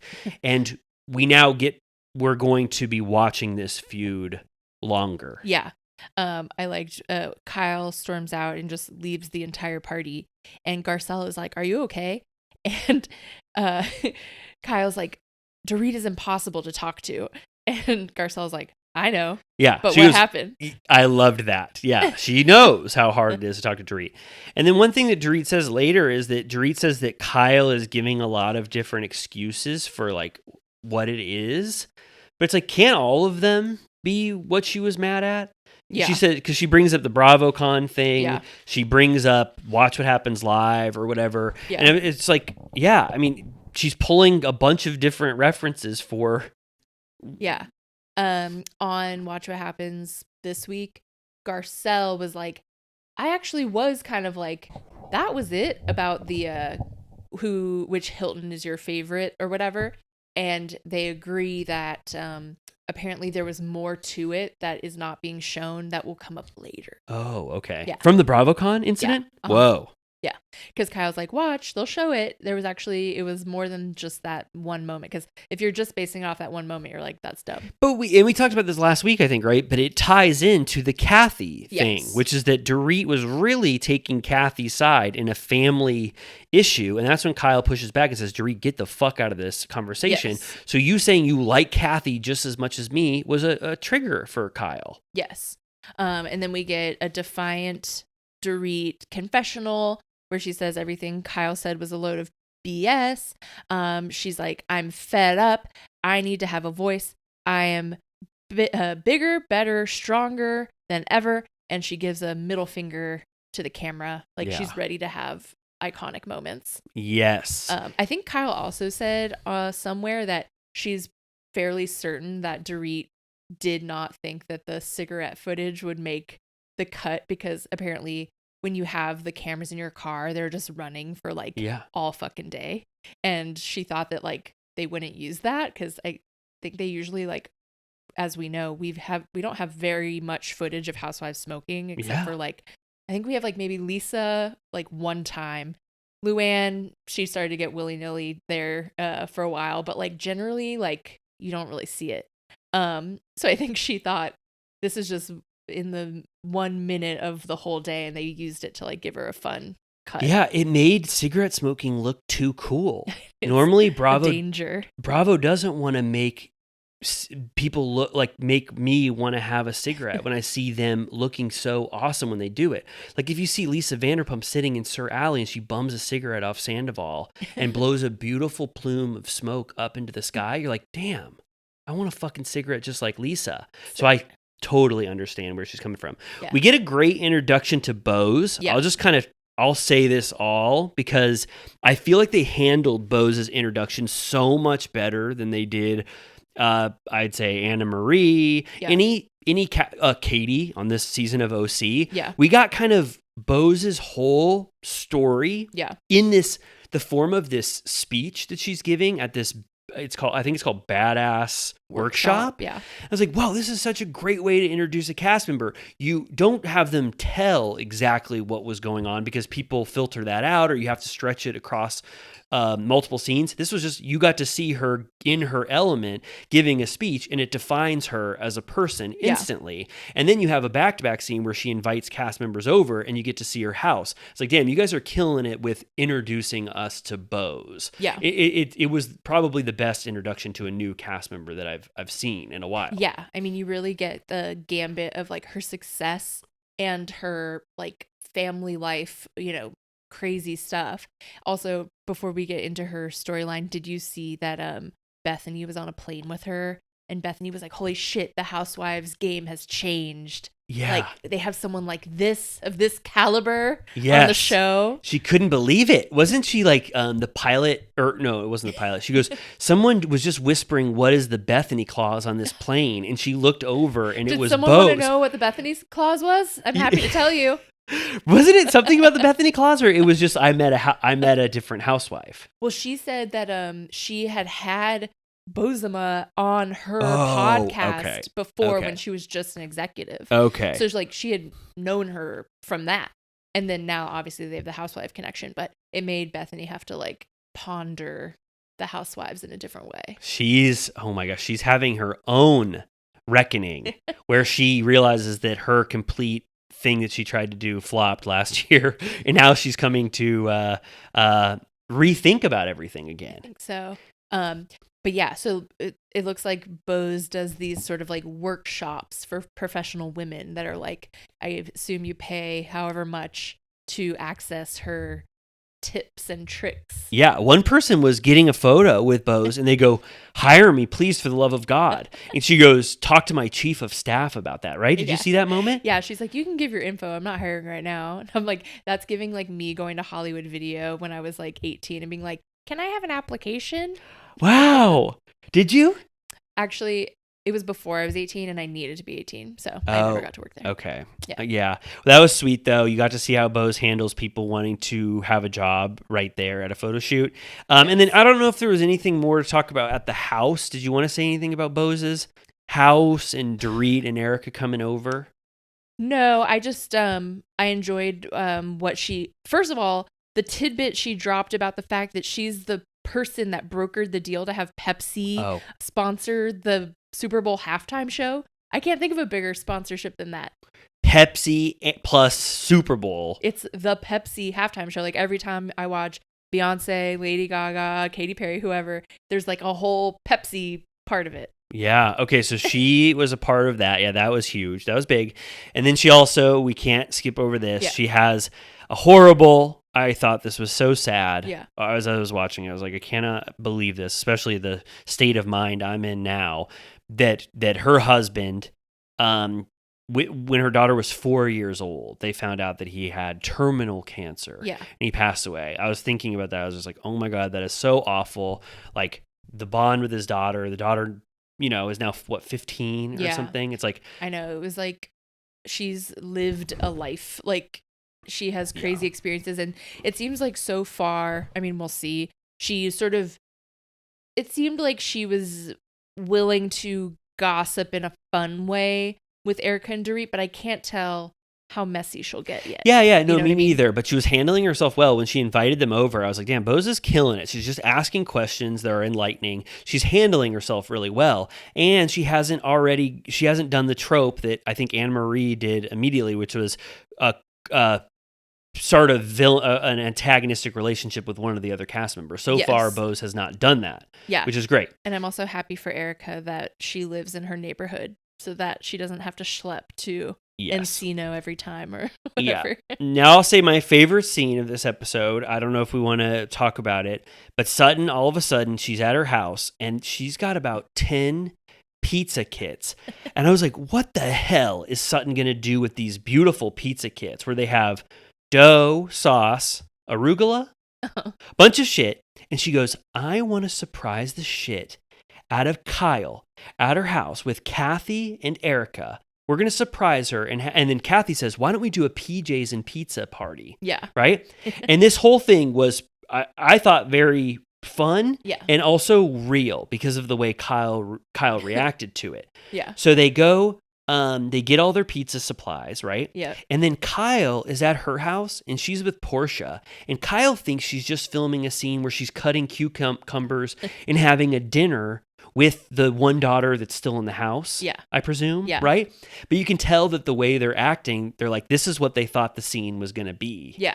And then Erica, Kathy, and Sutton are in the car. And I will say, Kathy, sometimes she's not my cup of tea because I'm always worried that she might secretly be a monster. But Kathy was absolutely killing it this episode. I saw prankster. I saw all of the merit that most people see in Kathy in this one brief car scene. Yeah. They're like, who should we pretend to be to let him in the gate? And they're like, Amazon. She's like, it's me, Amazon. And then she's like, Kyle, let Amazon in. I have to tinkle. Yes, she does this full amazing Amazon delivery driver character. It's got Sutton and Erica laughing their heads off. She actually goes to the gate, and I kept checking in, being like, which part of this is fake? Which part of this is fake? Yeah. Does Kyle have a camera? Well, I do have to say that, we'll get into, how it plays out, but, if this is real, how it played out, I'm concerned for her post-burglary safety. Me too, because Kathy's voice could be construed as a characteristic robber fake voice that someone would adopt. Right. Amazon, you know what I'm talking about? Yeah. So I'm a little worried, but then also you have to imagine Kyle felt very safe and secure knowing that there are 2 production vans outside. So that kind of has to be factored in. But I felt up until the point where she goes, I don't want an Amazon delivery driver coming. And then she goes, oh, the dogs are running loose. We need to open the gate. Yeah. All of that felt like a real reaction to a delivery driver coming in. Yeah, because who was saying, was it Sutton? She was like, say Amazon. She's like nonstop getting shit from Amazon. She loves Amazon. And then she answers it. She's like, who is it? She's like, oh, Amazon. She's like, I do have stuff coming from Amazon. Yes. And then they can't get all the dogs in or whatever. They try to get them. Kyle goes, oh my God, they got through the gate, which I think she had an assistant there. Yeah. So the assistant let them, and the assistant must have been in on it to let Kathy up to the door. And then they hide behind the door frame and Kyle opens up, and I thought she was legitimately shocked. Yeah. This is like the best surprise that you can get away with while you're filming. Yeah, it was fun. Yeah, very fun. And then, but Portia's like, all right, I'm gonna go upstairs then if this is what you're gonna be up to. Yeah, and they make pizzas. Kathy is doing everything fun you could do, comedically with a pizza. She's spinning it on her head, right? She's talking through a paper towel roll. She brought pajamas for everyone to wear. Pepperonis for her eyes. Did you see that part? She goes, look at my eyes. They're made of pepperonis. I mean, that pizza looked good and no one fucking ate it. I know. I hate watching these shows and like just watch the food get carted away. I'm like, the way I would be like, I'm gonna take that to go. Of course, no. We always say if we would go behind them for every scene and just eat the food they left over. Yeah. If production didn't want us to, we wouldn't hinder any scenes. We would just be there with big garbage bags, and we would take any of the food that they left. Yeah. On I was watching the Golden Bachelorette, and every time they go to a meal, it's essentially like a set, like a staged meal that they don't even pretend to eat it. Like it might Really? as well be like plastic. Wow. Like they don't even touch it. I found out. Do you watch Great British Bake Off? No. Okay, well, it's a wonderful, beautiful show, and they have so much food left over, and I had to research it. I was like, where the fuck does this food go? Because it's one of the most wholesome, beautiful Yeah. shows I've ever watched in my life. You can't imagine one thing wrong has ever happened. And it turns out they let the crew and everybody just eat all of it at the end of every baking challenge. I was like, that is so sweet. That's cute. Yeah. I for a while for relaxation was watching the Joanna Gaines cooking show on like Discovery Plus, and often the episodes will end with like her handing the food that she just made like to the crew, and you'll just hear like, it's good. That is so sweet. I love that. And then what they have to talk about after they get done with some of the pizza stuff, and those pizzas looked so good. Yeah. Everyone is saying, Kyle, listen, we know you love Mauricio. Unfortunately, he shouldn't have switched that photo of you and him in his office with a picture of him with his Dancing with the Stars teacher. That's like demented. I was like, why would you do that? She lives there. Right. I mean, that kind of, did we ever talk about it? He was holding hands with her outside of that sushi restaurant, right? Oh yeah, and then is that who he met in Greece at the airport No, too? Oh, no, that's someone that else? was a different person. Oh shit. That was a different person. Okay. I think what if there was a romance between him and his teacher? Oh. It was only lasted maybe during the run of Dancing with the Stars. But anyway, that was kind of odd. And Kyle's like, why did he do that? And Kathy and Sutton, who are more, I will say, don't have the most positive view of Mauricio, Kathy especially, Yeah. says, hey, everybody ends up fighting about money. Sutton goes, take it from me. You don't know what the fuck I had to deal with in my divorce. Yeah. So They had a lunch earlier that we didn't talk about where the whole time Sutton is like, trust me, you're going to want a lawyer. You're going to want to file. Kyle's under the impression that the agency is half hers because of the way he talked about it in his book. And Sutton's like, his forensic accountants are going to be burning that book. They don't like, care. In the courtroom, they said. Yeah. Which I'm like, I think it's after this conversation, but in her confessional, Kyle is like, I know that everyone's so used to these horrible divorces where everything is so nasty, but like maybe she's like, I feel like we're different and maybe our relationship was different and maybe our family is different. And I'm like, I hope you're right. Me too. I do. She does say, I really think me and Mauricio are special, but I worry about the financial untangling that they have to do, because how much is Kyle's reality television career responsible for the agency's blossoming? You know what I mean? Like they are so related financially. So I would worry that there would be trouble once they did have to split their assets. I think that this is very practical advice. Yeah. I could imagine it getting messy even though neither of them want it to. That happens in Marriage Story. Yes. And then so Kathy tries to get down and dirty. She's like, well, first of all, you look like you could be Mauricio's daughter. He's really aged. And she's like, don't be mean. And she's like, well, I've been seeing him on Instagram. And she does like the like muscle man motion. And she's like, stop. Like, I don't want to be mean about him. She goes, I think he looks great. And it was kind of sad. Like that Kyle still, thinks he looks amazing. Yeah.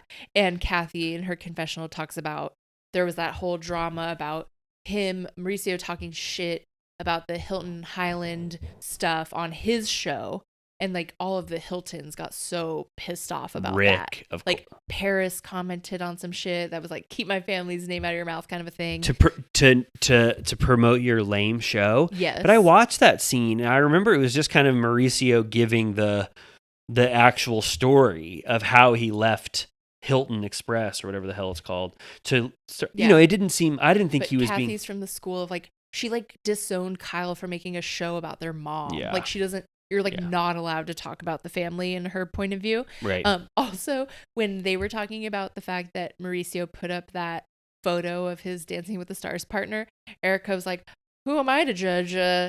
Tom had a photo of his mistress under his desk." I'm like, under his desk? Like, was he like?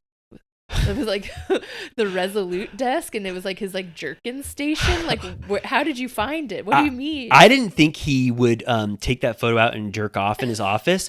I was thinking he would, every once in a while, to get away from Erica, he would go to his desk and look upon a beautiful photo of the woman he loved just as much as Erica, that he wanted to cheat on her with. I love when she just throws out little factoids about how fucked up her life was. And So never told us. Girardi was a cheater in Yeah. addition. Remember he had his like jitterbug phone. He was like texting some other woman.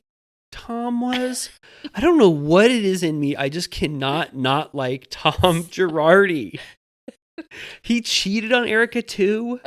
That's not the worst thing he did. Do you think, here's a huge question. This is a moral question. This is a big deal. Did what Tom Girardi do in the Aaron Brockovich case of stopping that disgusting water from seeping into the water and making those people have diseases? You remember Aaron Brockovich? Yeah, but he's not the he's the Peter Coyote character, as we recall. Who's Peter Coyote? He's not the guy that Aaron Brockovich works with. He's on the other legal team. he was defending the company. No, I thought he was. It's like Okay. Or, well, if he was the lawyer that defended all of those people, does that make you morally good and it forgives transgressions of you cheating on your wife? But that's the thing. He was defending people like that and then not giving them the money. Oh, right. All right. Okay. Right. You're right. He was using that setup to then keep the victims' payouts. You're right. So there's not really any more a strong case that Tom Girardi is ethically good. No. Okay. Okay. I also wanted to point out, I totally forgot because it's so unbelievable that Sutton gets $350,000 a month, and she got to keep Warhol paintings and all of her couture fashions. I also had to reorient my mind to knowing what that truth. $3.6 million a year. Like, Erica must be so pissed. Like, she got less than nothing. Yeah. She got like sued. She got those earrings taken from her, right? Like, to spend all your time with someone on the verge of death and think you're gonna get something in the end, and then you get less than nothing. Oh my Horrible. God. Yeah, it's so sad that we saw Tom start as this vibrant character who's basically doing like cartwheels and skipping, and then to see where he is possibly now. Remember that episode when her and Tom go to lunch at some like old school place, and they run into like the sheriff or something, and they're like, whoa, look who it is. Like, they know like everybody in like law enforcement and like the legal system of LA. And he goes, "You two ain't criminals, are you?" And Tom Girardi's eyes dart back and forth, and he goes, "No, we're not." I remember that as well. I can't believe they were in Pasadena Legends. Oh yeah. Okay, last scene, if I can. Yes. Move forward. We get what everybody is waiting for. PK has said, "No, I will not be off this show. If anything, we're going to have as many scenes as you want to discuss." I was so scared he was meeting Mauricio again. Really? Yeah. I thought for a second. They go to this place that I think was right in Vanderpump Row, kind of. Yeah. I thought it was right around there. Olivetti. Yeah, maybe a little further down. Yeah. Oh, quite possibly. And PK, we get a scene that I think a lot of people want to see. It's how PK and Dorit are navigating this separation. PK says, he goes, "I'm going to order a non-alcoholic beer. Yep. And also, can I get some bread and some shoestring fries and then the Wagyu tacos and oysters. And then oysters." And he goes, Dorit comes over and he goes, "Look at me now. I'm single PK. Look at what I'm wearing." And he starts strutting his stuff in the middle of the restaurant, showing off this jacket, these shirts, or his shirt, Yeah. pants. And then he sits back down and he goes, I'm thin now. And Dorit goes, not if you keep eating all that shit that you just ordered. Right? I'm like, that meal didn't look so bad to me. I mean, No. oysters? Not at all. Oysters have like no calories. No, oh my God, they take more. That's like keto. They're the perfect food. They take more calories to slurp than they do to It's like how you burn calories while you sleep. So if you just sleep all day, you'll be skinny. Absolutely. Or famously, I think cucumbers are the same way. You chew them double the time, and that is exerting more than what they bring to you. Yeah. PK goes, I've had blinders on. Not PK blinders. He said, I've had blinders on for a long time. You could call them PK blinders. He said, I know that I was drinking a lot, but I would have never said I had a problem.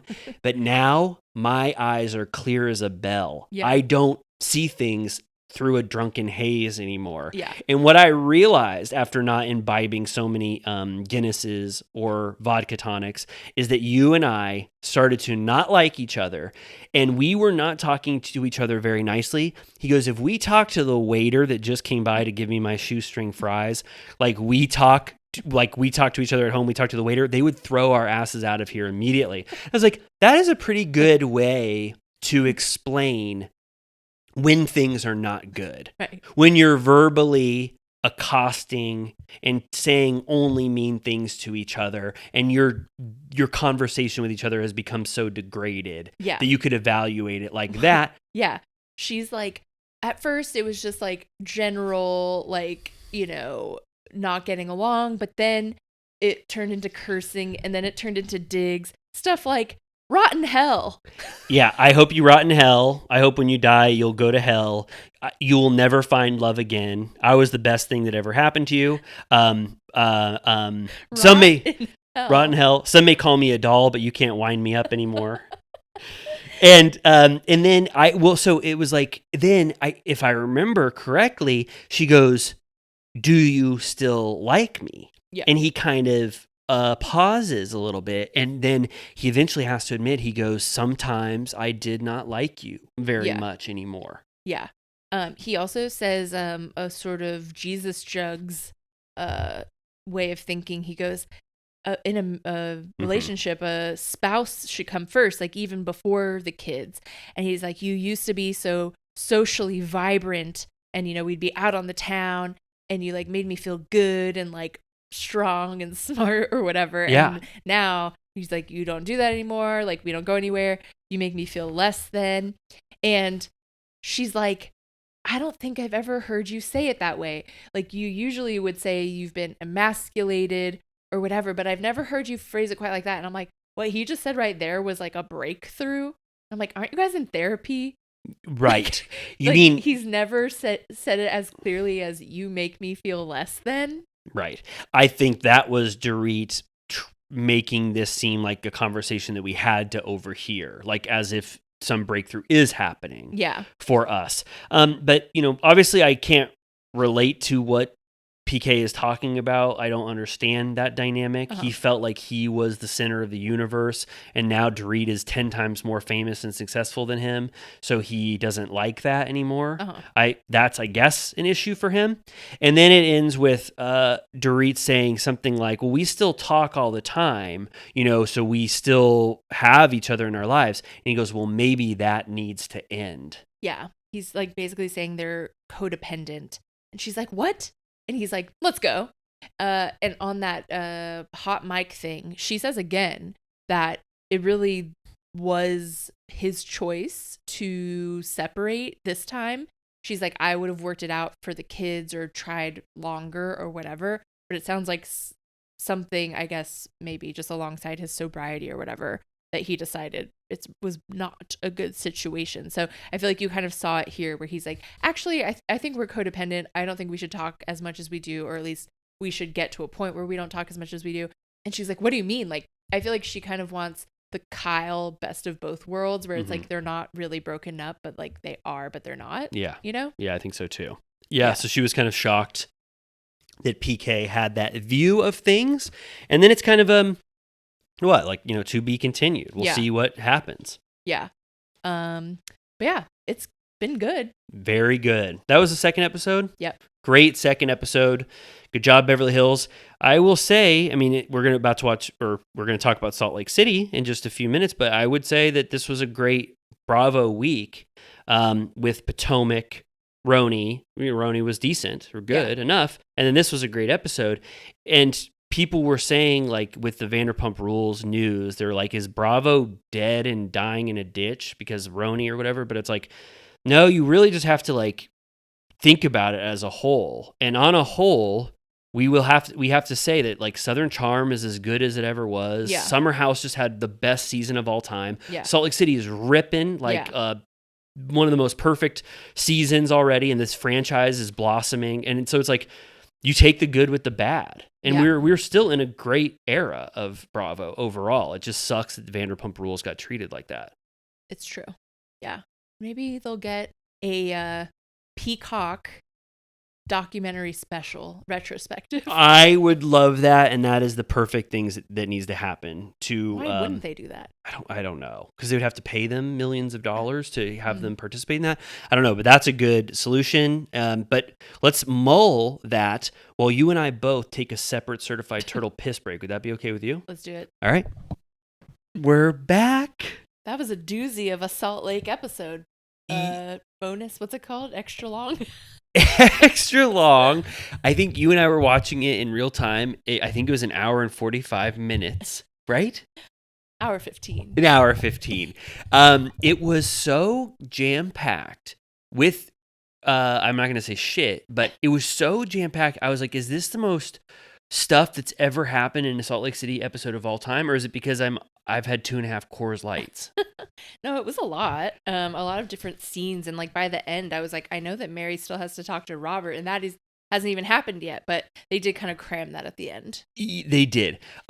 So it's hard not to talk about this episode without talking about the final piece of it, which is one of the most heart-wrenching things I think you and I have ever watched together in the same room, probably, right? Yeah, I have to say, I know I was just recalling all Bravo history about the RHONY thing that just happened, but I'm like, I can't think of anything more candid than that besides Vicky finding out her mom died is like the only example I can think of. Yeah, that's what I was thinking of as well. So we can talk about the episode. I mean, that is by far the most dramatic thing that happened in this episode, but the rest of the episode was amazing as well. I mean, I don't know what it is about Salt Lake City, but almost every moment of this was like fun and funny and silly. And yeah, I mean, I loved every minute of it, the entire thing. It was fun.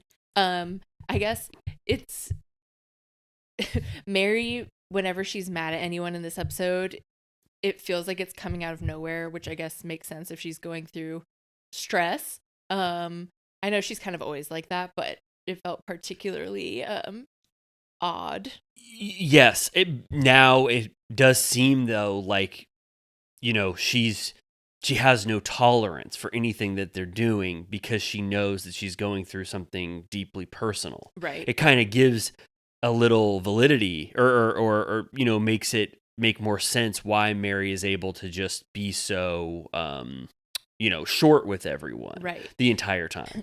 Yeah, she's supposed to meet Meredith at this like art gallery, and she's an hour late. And when she finally does get there, and Meredith is like, well, first of all, you were supposed to be here an hour ago, so that's not like a good foot forward for us repairing our relationship or whatever. And she's like, well, maybe if you stopped fucking renting in Park City and bought a place in Salt Lake City, it wouldn't take me an hour to get here. Yes. Mary does not give a shit about her relationship with Meredith or her relationship with Lisa in this episode at all. She's just not going to take any shit from anyone. So what did you think about the central premise of this or the event that was kind of taking place this entire episode, this Troop Beverly Hills event? How did you feel about that? I am a fan of that film. You are not. Well, I did watch it. I will throw you to the wolves on that one. It's a contemporary classic. Right. I did watch it. I think I was in a bad mood possibly when I watched it, and I I don't know what happened to me, but I didn't find a lot of merit to it. But I was so happy for you while we were watching this that they were alluding to that film. Yes, I have been Phyllis Neffler for Halloween in the past. So that was cute. I also thought the scene with Angie and Lisa at the, what was it, an aquarium? Yes. Was very cute. Their kids, I guess besides Whitney, they have sort of like the youngest kids.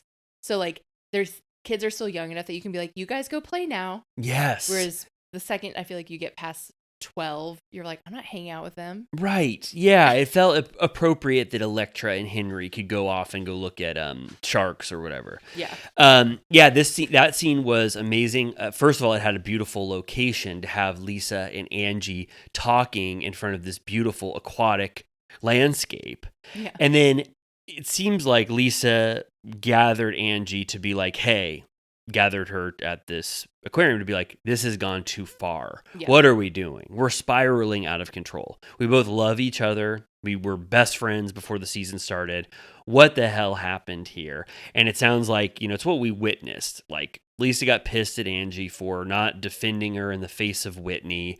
And then she heard that bad mom comment that Angie said. And then they just start to and then, Sean, Angie's husband, got involved and said that Lisa speaks to Angie and treats her like shit or whatever. Yeah. So it just kind of got blown out of proportion, and they came back to each other. And they had a sweet moment where Lisa was like, you're actually my friend. Yeah. So I get sensitive about you, and it concerns me, I guess, for us to lose what we had.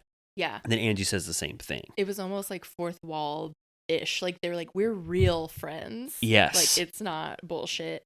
And then Angie ends it the only way she knows how with a Greek fun fact. She goes, the Greek word for fish is I'm sorry. So I'm sorry. Yes, it was amazing. And Lisa goes, I cannot believe you have another Greek fact that you could bring out to us at every single event. Also, Angie, so I can't say enough that Angie is an amazing member of this cast. She's like killing it in almost every scene. She also talked to Lisa. She said something that kind of tied into her scene last week where she talked to her dad about how she's still processing her feelings about her mom. And she says that sometimes when Lisa was getting very hyperbolic and screaming or whatever the hell Lisa was talking to her about on the phone, she would withdraw because she doesn't like chaos or whatever. Yeah. It reminds her or triggers her of that kind of relationship she had with her mom. So it let Lisa in on like a facet of Angie that she's bringing to the table. And I thought that was like sweet to add that to their relationship so that Lisa knows in the future, why Angie might start to resent her eventually for the way she treats her. So I thought that was great too. For sure. Then we get everyone on their way to the camping day. I liked that Mary was filling in Angie about the thing that happened with Meredith, and that's where she was bitchy about her rental. And Angie keeps harping on throughout this episode that Meredith, despite leaving the party early, did take the gift that came with like the welcome gift or whatever. And what did she say? She's like, I'm surprised she didn't steal something else too. And then Mary's like, where would she even put it? In her Airbnb? Yes. Yeah. Angie says, I was surprised that she didn't take an Armani statue with her out of the door. Yeah. And then Mary is, you could tell that she doesn't give a shit about, Meredith, because she's allowing the like Airbnb, she doesn't even live in Utah, that kind of shit to come out. Yes. We get, luckily Brittany is on this day trip. I am always happy to see her. She adds some fun flavor. We get Meredith trying to light a campfire with just a long, candle lighter and fat logs. Yeah. Just 1 to 2. But then they cut away and Heather goes, oh my God, Meredith, you did it. And you see this roaring fire. Do you think we missed some steps there? You think? Yeah. Okay. Oh, and then Lisa brings up, she's like, Brittany, I saw you on Instagram with Jared and Donnie. And Mary's like, is Donnie available? Yeah, Mary wants to date Donnie Osmond. And what we are to learn here is that Brittany and Jared, who are on and off again, are back on. Yeah. And Lisa says Jared is just trying to lure you back into his life by teasing out Donny Osmond anytime you guys are having trouble. So that's why she got that beautiful photo with Donny Osmond, because it's like to try to lure back to the Osmond family. I want to see Donny in Vegas. That sounds fun. And then I think Heather makes the joke. She's like, Brittany's just dating BYU style. And this is where we get our first explanation of Mormon sex workarounds that include soaking and docking, where Heather explains with a hot dog metaphor that it's you put the hot dog in the bun, but without any friction. Yes. Yeah. And I knew what soaking was. I think about it a lot. I didn't know what docking was. Yeah. No thrusting, pumping, or orgasm. Well, and that's soaking. And then what I had always heard, like when I would go to Mormon parties or whatever, I would hear when they closed the door, you'd hear people jumping on the bed while people were soaking. But Heather, because then you're not providing the motion of sex. Your friends are either under the bed pushing it up and down or jumping so that it stimulates sex, but you're not. Right. Doing it, but Heather said that isn't actually true. No one does that. Yeah, they just that's sit. called jump humping, and she said it's fake. That's fake. So we only know about soaking and docking. She's never personally witnessed people jumping on the beds to make soaking seem more like sex. Right. Then we get a potato sack race where, nothing much to say about that. Comedy ensues. Well, they did. Heather said that her and Whitney's mutual great-great-grandfather was one of the first people to go to Europe to get a potato sack to bring it back so that they could do sack races back in where we live, the United States. It's a wonderful cultural moment. Then everyone's eating their whatever it is. They have corn, they have ribs, they have beans. They're talking about Angie. Brittany confronts Angie yet again about the fact that she brought wine to that church party or whatever. But then Angie's like, well, right after the party, like a few days later, you texted me saying me and Jared drank that bottle of wine. It was delicious. Yeah, me and Jared got drunk off that bottle of wine. So thank you for shipping it over to me or bringing it. So it's very mixed messages. Yeah, that's kind of a little bit of, Brittany kind of did a misstep there. If you're going to bring up the wine thing, you shouldn't have texted saying I absolutely loved it. Right. And then like what comes next is like such chaos that I can't even parse it. Like basically everyone is fighting.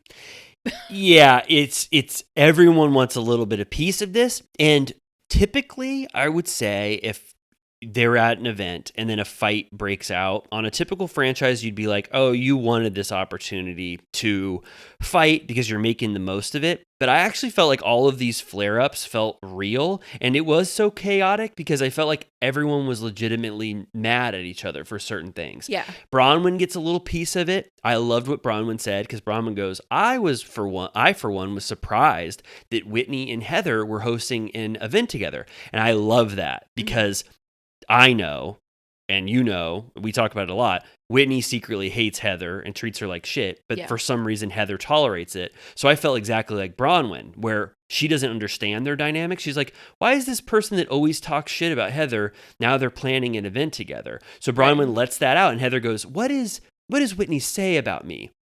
And it was some like stray comment that Whitney said that Heather's like, oh, that's not a big deal. The fact that you would even bring that out shows that you are trying to backstab both of us. And Whitney goes, oh my God, you just showed your true colors, Bronwyn. I absolutely hate you now. We're going to back a bus over you together. Right. I was like, Bronwyn is alluding to the truth, which is that Whitney does talk shit about Heather all of the time. Right. Yeah. Then we also get Bronwyn telling everyone that Angie warned her about Lisa and that like Lisa might throw her under the bus. And then this is where Angie goes, why don't you borrow Meredith's hearing aids and listen to what I got to say? And Meredith is like, absolutely not. Like, fuck you. Not okay. She goes, I absolutely find that offensive that you alluded to me having those hearing aids, or, you know, me having hearing aids, and that Bronwyn should start to use them. Yeah. And then Angie goes, and by the way, when you picked up that notebook parting gift, what were you going to take a Yardro out with you? I think it was Bronwyn in the background going, not a Yardro. Yeah. And I asked you, I said, what the hell is a Yardro? And then I already forgot.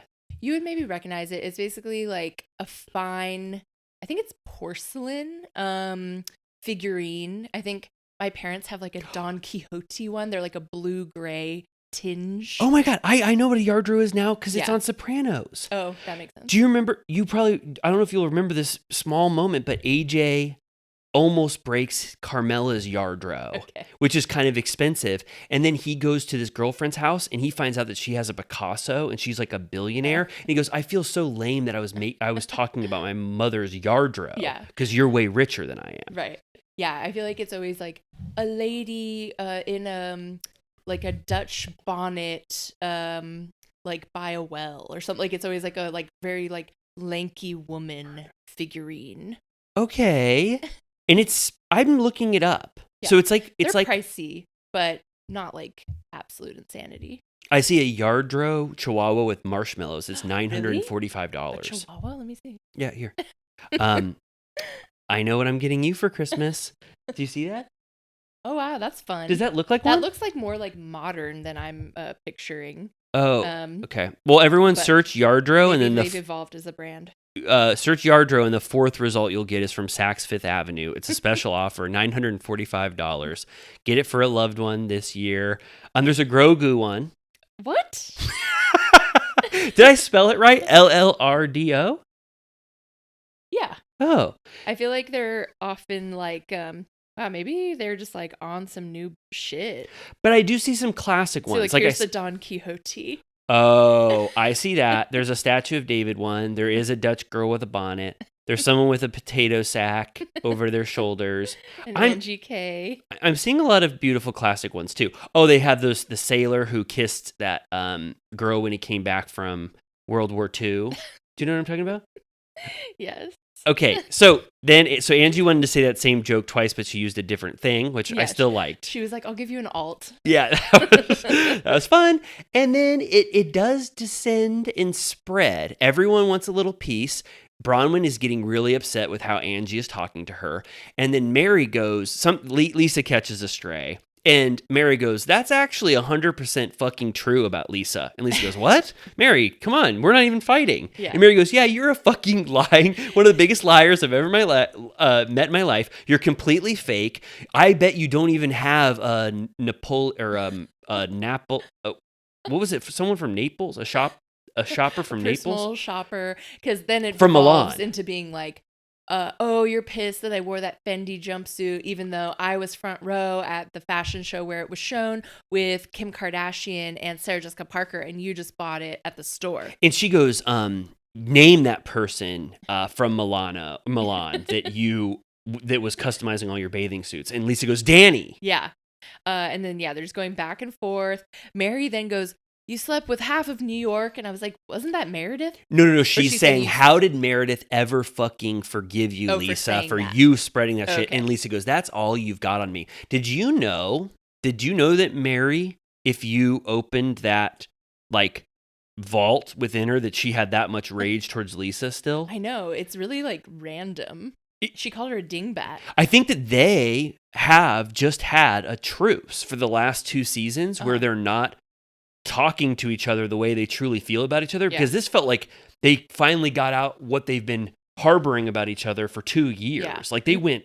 You can tell that Lisa was kind of like, Mary's insane. This doesn't hurt my feelings. Yeah, but Mary was, bringing some stuff to her door. A lot of shit, I thought. Yeah, Meredith blows a whistle. It's like, enough. And then Angie goes, let it just be about what Mary and Lisa or whatever. And then she goes, shut the fuck up, Bronwyn. And I loved what Bronwyn said. She goes, you ever say shut the fuck up to me again like that and you'll never see me again. I was like, damn, that was awesome. And then Bronwyn also starts to get upset because she's having a rough few events. Yeah. People are treating her, they're kind of putting her through her paces. Yeah. Yeah. Okay, then we get the next day, Meredith is hosting a Shabbat, which basically almost everybody's invited to. Yes. Not everyone, but almost. Yeah, she goes, I wanted to have a private, like, peaceful dinner. And everybody but Angie, Whitney, and Mary are invited. Yeah. Brittany and Jared are there. Bronwyn and Todd are there. Todd enters looking grouchy from the jump. And Bronwyn goes, my butthole is clenched right now. And he's like, He goes, unclench it. Seth is kind of holding court, saying, I'm allowed to drink. Mormons aren't. That sucks. And Jared's like, yeah, it does suck. I'm an Osmond family member. Yeah. Heather is teaching Brooks Marks and his sister about soaking and docking. Yeah, and Brooks goes, I thought soaking was a myth. And she goes, no, jump humping is the myth. She's like, I would know. Heather meets Todd, and she says that he has a very firm handshake. Yes, and she keeps calling him Alan to everyone. And she even told Meredith's daughter that his name was Alan. And I was worried that she set up Meredith's daughter to call him Alan. Oh my God. You know what I mean? Yeah, he's Todd. Meredith says, like, thank you for being here in advance of, my bat mitzvah is next week. I would love for you all to be there. And Todd is like, I would love to be there. He goes, count me in. I would love that. And then they go, and then Lisa says, I would like to speak for 20 minutes about something. And it's that ancestry is interesting. I've been looking at John Barlow's ancestry, and it turns out that he's Jewish. And then we did this other stuff. And then Todd goes, I've got an anecdote about ancestry. And everybody shuts up, and he goes, I did a background check on Bronwyn. And Heather's like, did the BYU expulsion come up? And he's like, everything came up. Yeah, he goes, I got everything on her. Was the expulsion for being Pregnancy? with child? I think so. Yeah. Also, we find out that the Osmonds have Jewish lineage. Yep. Which is fun. Yeah. Jared's being good this dinner.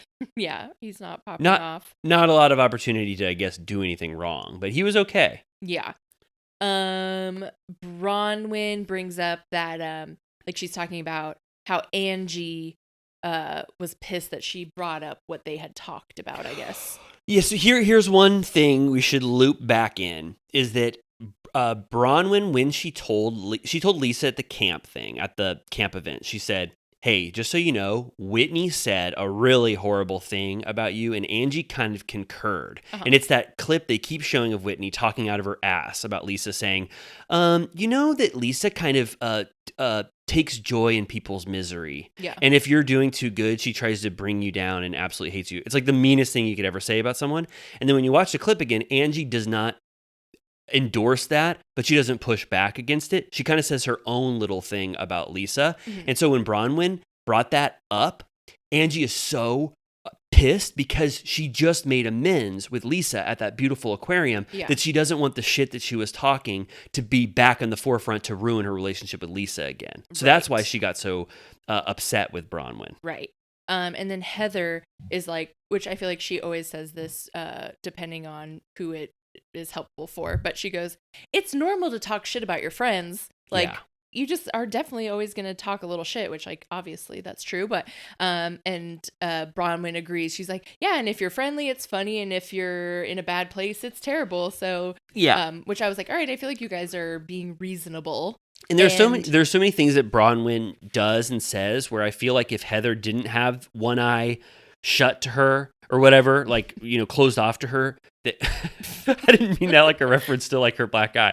I meant like she's thinking the worst of Bronwyn, but I feel like there's so much about Bronwyn that Heather will eventually enjoy, and she'll agree with her about all of these things. It's just that she's not viewing Bronwyn favorably, so everything Bronwyn says comes off as two-faced. Yeah. But I swear, if Heather gave Bronwyn a chance, they will really like each other. Yeah, I agree. Bronwyn's like, trust me, like, I'm never lying, but I can be a snarky cunt. And Todd goes, don't say that. He goes, what'd you say? And she says, no, he just says, don't say that. He says it twice, and then you could tell Bronwyn immediately doesn't want to say that C-bomb one more time. Yeah. And then it begins sort of what seems like a calculated transition in the conversation, like a setup to the scene that's to come. Meredith is like, she had already started saying this before on the phone with her kids at the gallery, but she's like, Meredith is like, I'm really just seeing this other side of Mary. Like, I'm kind of worried. She's acting unusual. Is there a bigger problem? And Brittany's like, I think you're onto something there. Do we need to give Mary some grace? Is there something going on? Yeah, it's Salt Lake City rarely feels fake, but you and I, both of our kind of fake meter went off a little bit, and we were like, did a producer say, hey, Mary just had a wild scene with her son earlier this morning. You guys are having this dinner now, so allude to it because it's going to be a great transition. Yeah. It just felt too perfect. Yeah. That they were talking like this in those like hushed, somber tones right before we get this very, very, wild scene. Yeah. And they do a really intense transition into that next scene. There's like the moon at night, like into day, a church bell, a scooter fallen on the sidewalk with its wheels turning. A swing swinging with no child upon its seat. Yeah, like really morbid shit. Like I was like, I knew what was coming, but if you didn't, you'd be like, what are you about to show me? Yeah, a dog with a bunch of tin cans that he's dragging. A tumbleweed. And then we're primed for this. Like we know that this scene is going to happen, but I'll tell you, it was undersold in terms of how shocking it was to see this. Yeah. So I don't know if we want to like go bar for bar because it's like so depressing, maybe some highlights, but I guess more so I'm like, what was the impetus to this conversation? Like, was Mary like, because it really seems like they're having this honest conversation for the first time ever. So do you think she literally just, because we've seen her open his door like 5 times now and not get anywhere, like whether his like girlfriend / wife or whatever was in the room, or he's just like not communicating or not there. So like, was it just she opened the door this time and was like, seriously, get real, and then it turned into this amazing conversation? Or did she talk to him before and was like, we really like, are you prepared to have this on camera? Like, because it's like so candid and so gnarly. Like I basically haven't seen anything like this outside of like A&E, like intervention or like something like that. So I'm curious about like how she got his permission, or if it literally just happened naturally. Well, it felt so real and honest that I felt this is the first time that this is being revealed, but it's possible that there was a 20 or 30-second conversation to be like, I want to talk to you now. Right. You know what I mean? And then like, this is ready. The scene. I'm ready. This is the scene, because Robert Jr. is completely open about what is going on, and I'm wondering how long it took him to decide to reveal this. But it's I mean, I don't know. Yeah, you're right. It's like how much do we talk about it? Everybody will have seen it. It's like, I mean, he basically like goes line for line on like, it sounds like she had no idea what kinds of drugs he was doing. Like she kind of just happily accepted, or not happily, but like was blindly just believing that he smoked weed or did edibles. And he's like, no, I do Xanax. I take Adderall to balance out the Xanax. He's like, I think it sounds like Xanax is his main problem, but he historically mixes it with everything you can imagine. Like he Molly, did acid. Xanax with acid. Have you ever done that? Oxy. Oh. I just like acid and Xanax. I was like, oh my God, what is that like? He was like, basically, like you said, I wanted to try Xanax in all of its forms because I loved what Xanax brought to the table with Molly, with I can't even say the word because I think we'll get demonetized. Yeah. He had some like sort of poetic phrasing around his like depression. Like he was saying that his life is like unseasoned chicken, and getting high is like adding seasoning. Yeah. And he said this is huge. He said, I knew personally that this was a problem when I was taking 30 milligram oxys, 10 of them. Yeah. And I did not feel anything. Sparks of Shay. Yes. Totally. So I guess that's maybe one of the last times we saw something like this. Yeah, you're right. That was handled differently.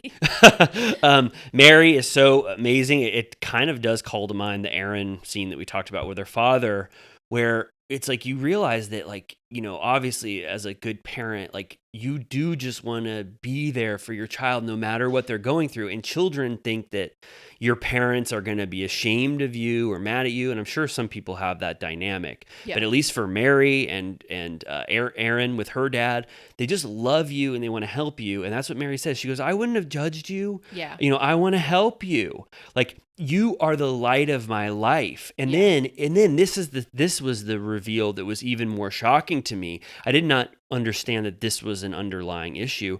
Robert Jr. does not enjoy life. Yeah. And he is depressed. And he has even thought about, taking his own life because he does not get satisfaction or happiness from life. He said he felt like a stain. Yeah. It was so sad. And then Mary said it's like so sad, because Mary's like, do you have any idea what that would do to me? You are the light of my life. I love you more than anything. I was so unhappy before you came into my life. It's like, you cannot imagine a more perfect, beautiful mother-son conversation. Yeah. She says, I love you even more than Dad, but don't tell him I said that. Yeah. Do not ever tell Robert Sr. that we had this talk. That I'm like, I love where's you his more. ass? I know, what the hell was he doing? And then so she says, my happiness, it's like, you are the light of my life. You're my friend and everything. Yeah. And Robert Jr. is like, you can tell how much he loves his mom too. And it's like, they're in this, they're not talking anymore, but it's like, you could tell he loved his mom through this whole time, but he was just withdrawing from her because of drugs. And then he's crying, seeing how upset she is. And you get the sense that, like, he wants to get help. Yeah. But he said something like, I just started barely being able to get happy again. Yeah. And she gets him to, agree that he has a problem. And then we were watching Watch What Happens right after, and Andy said that he had talked to Mary and said that she said he was doing well. To what extent, I don't know. Yeah. But I remember a few weeks ago seeing that he had gone to rehab like recently. So prayers up for Robert Jr. But you could just tell that was like the watershed moment of, like, the first acknowledgement of, like, ending that pattern, hopefully. Yeah.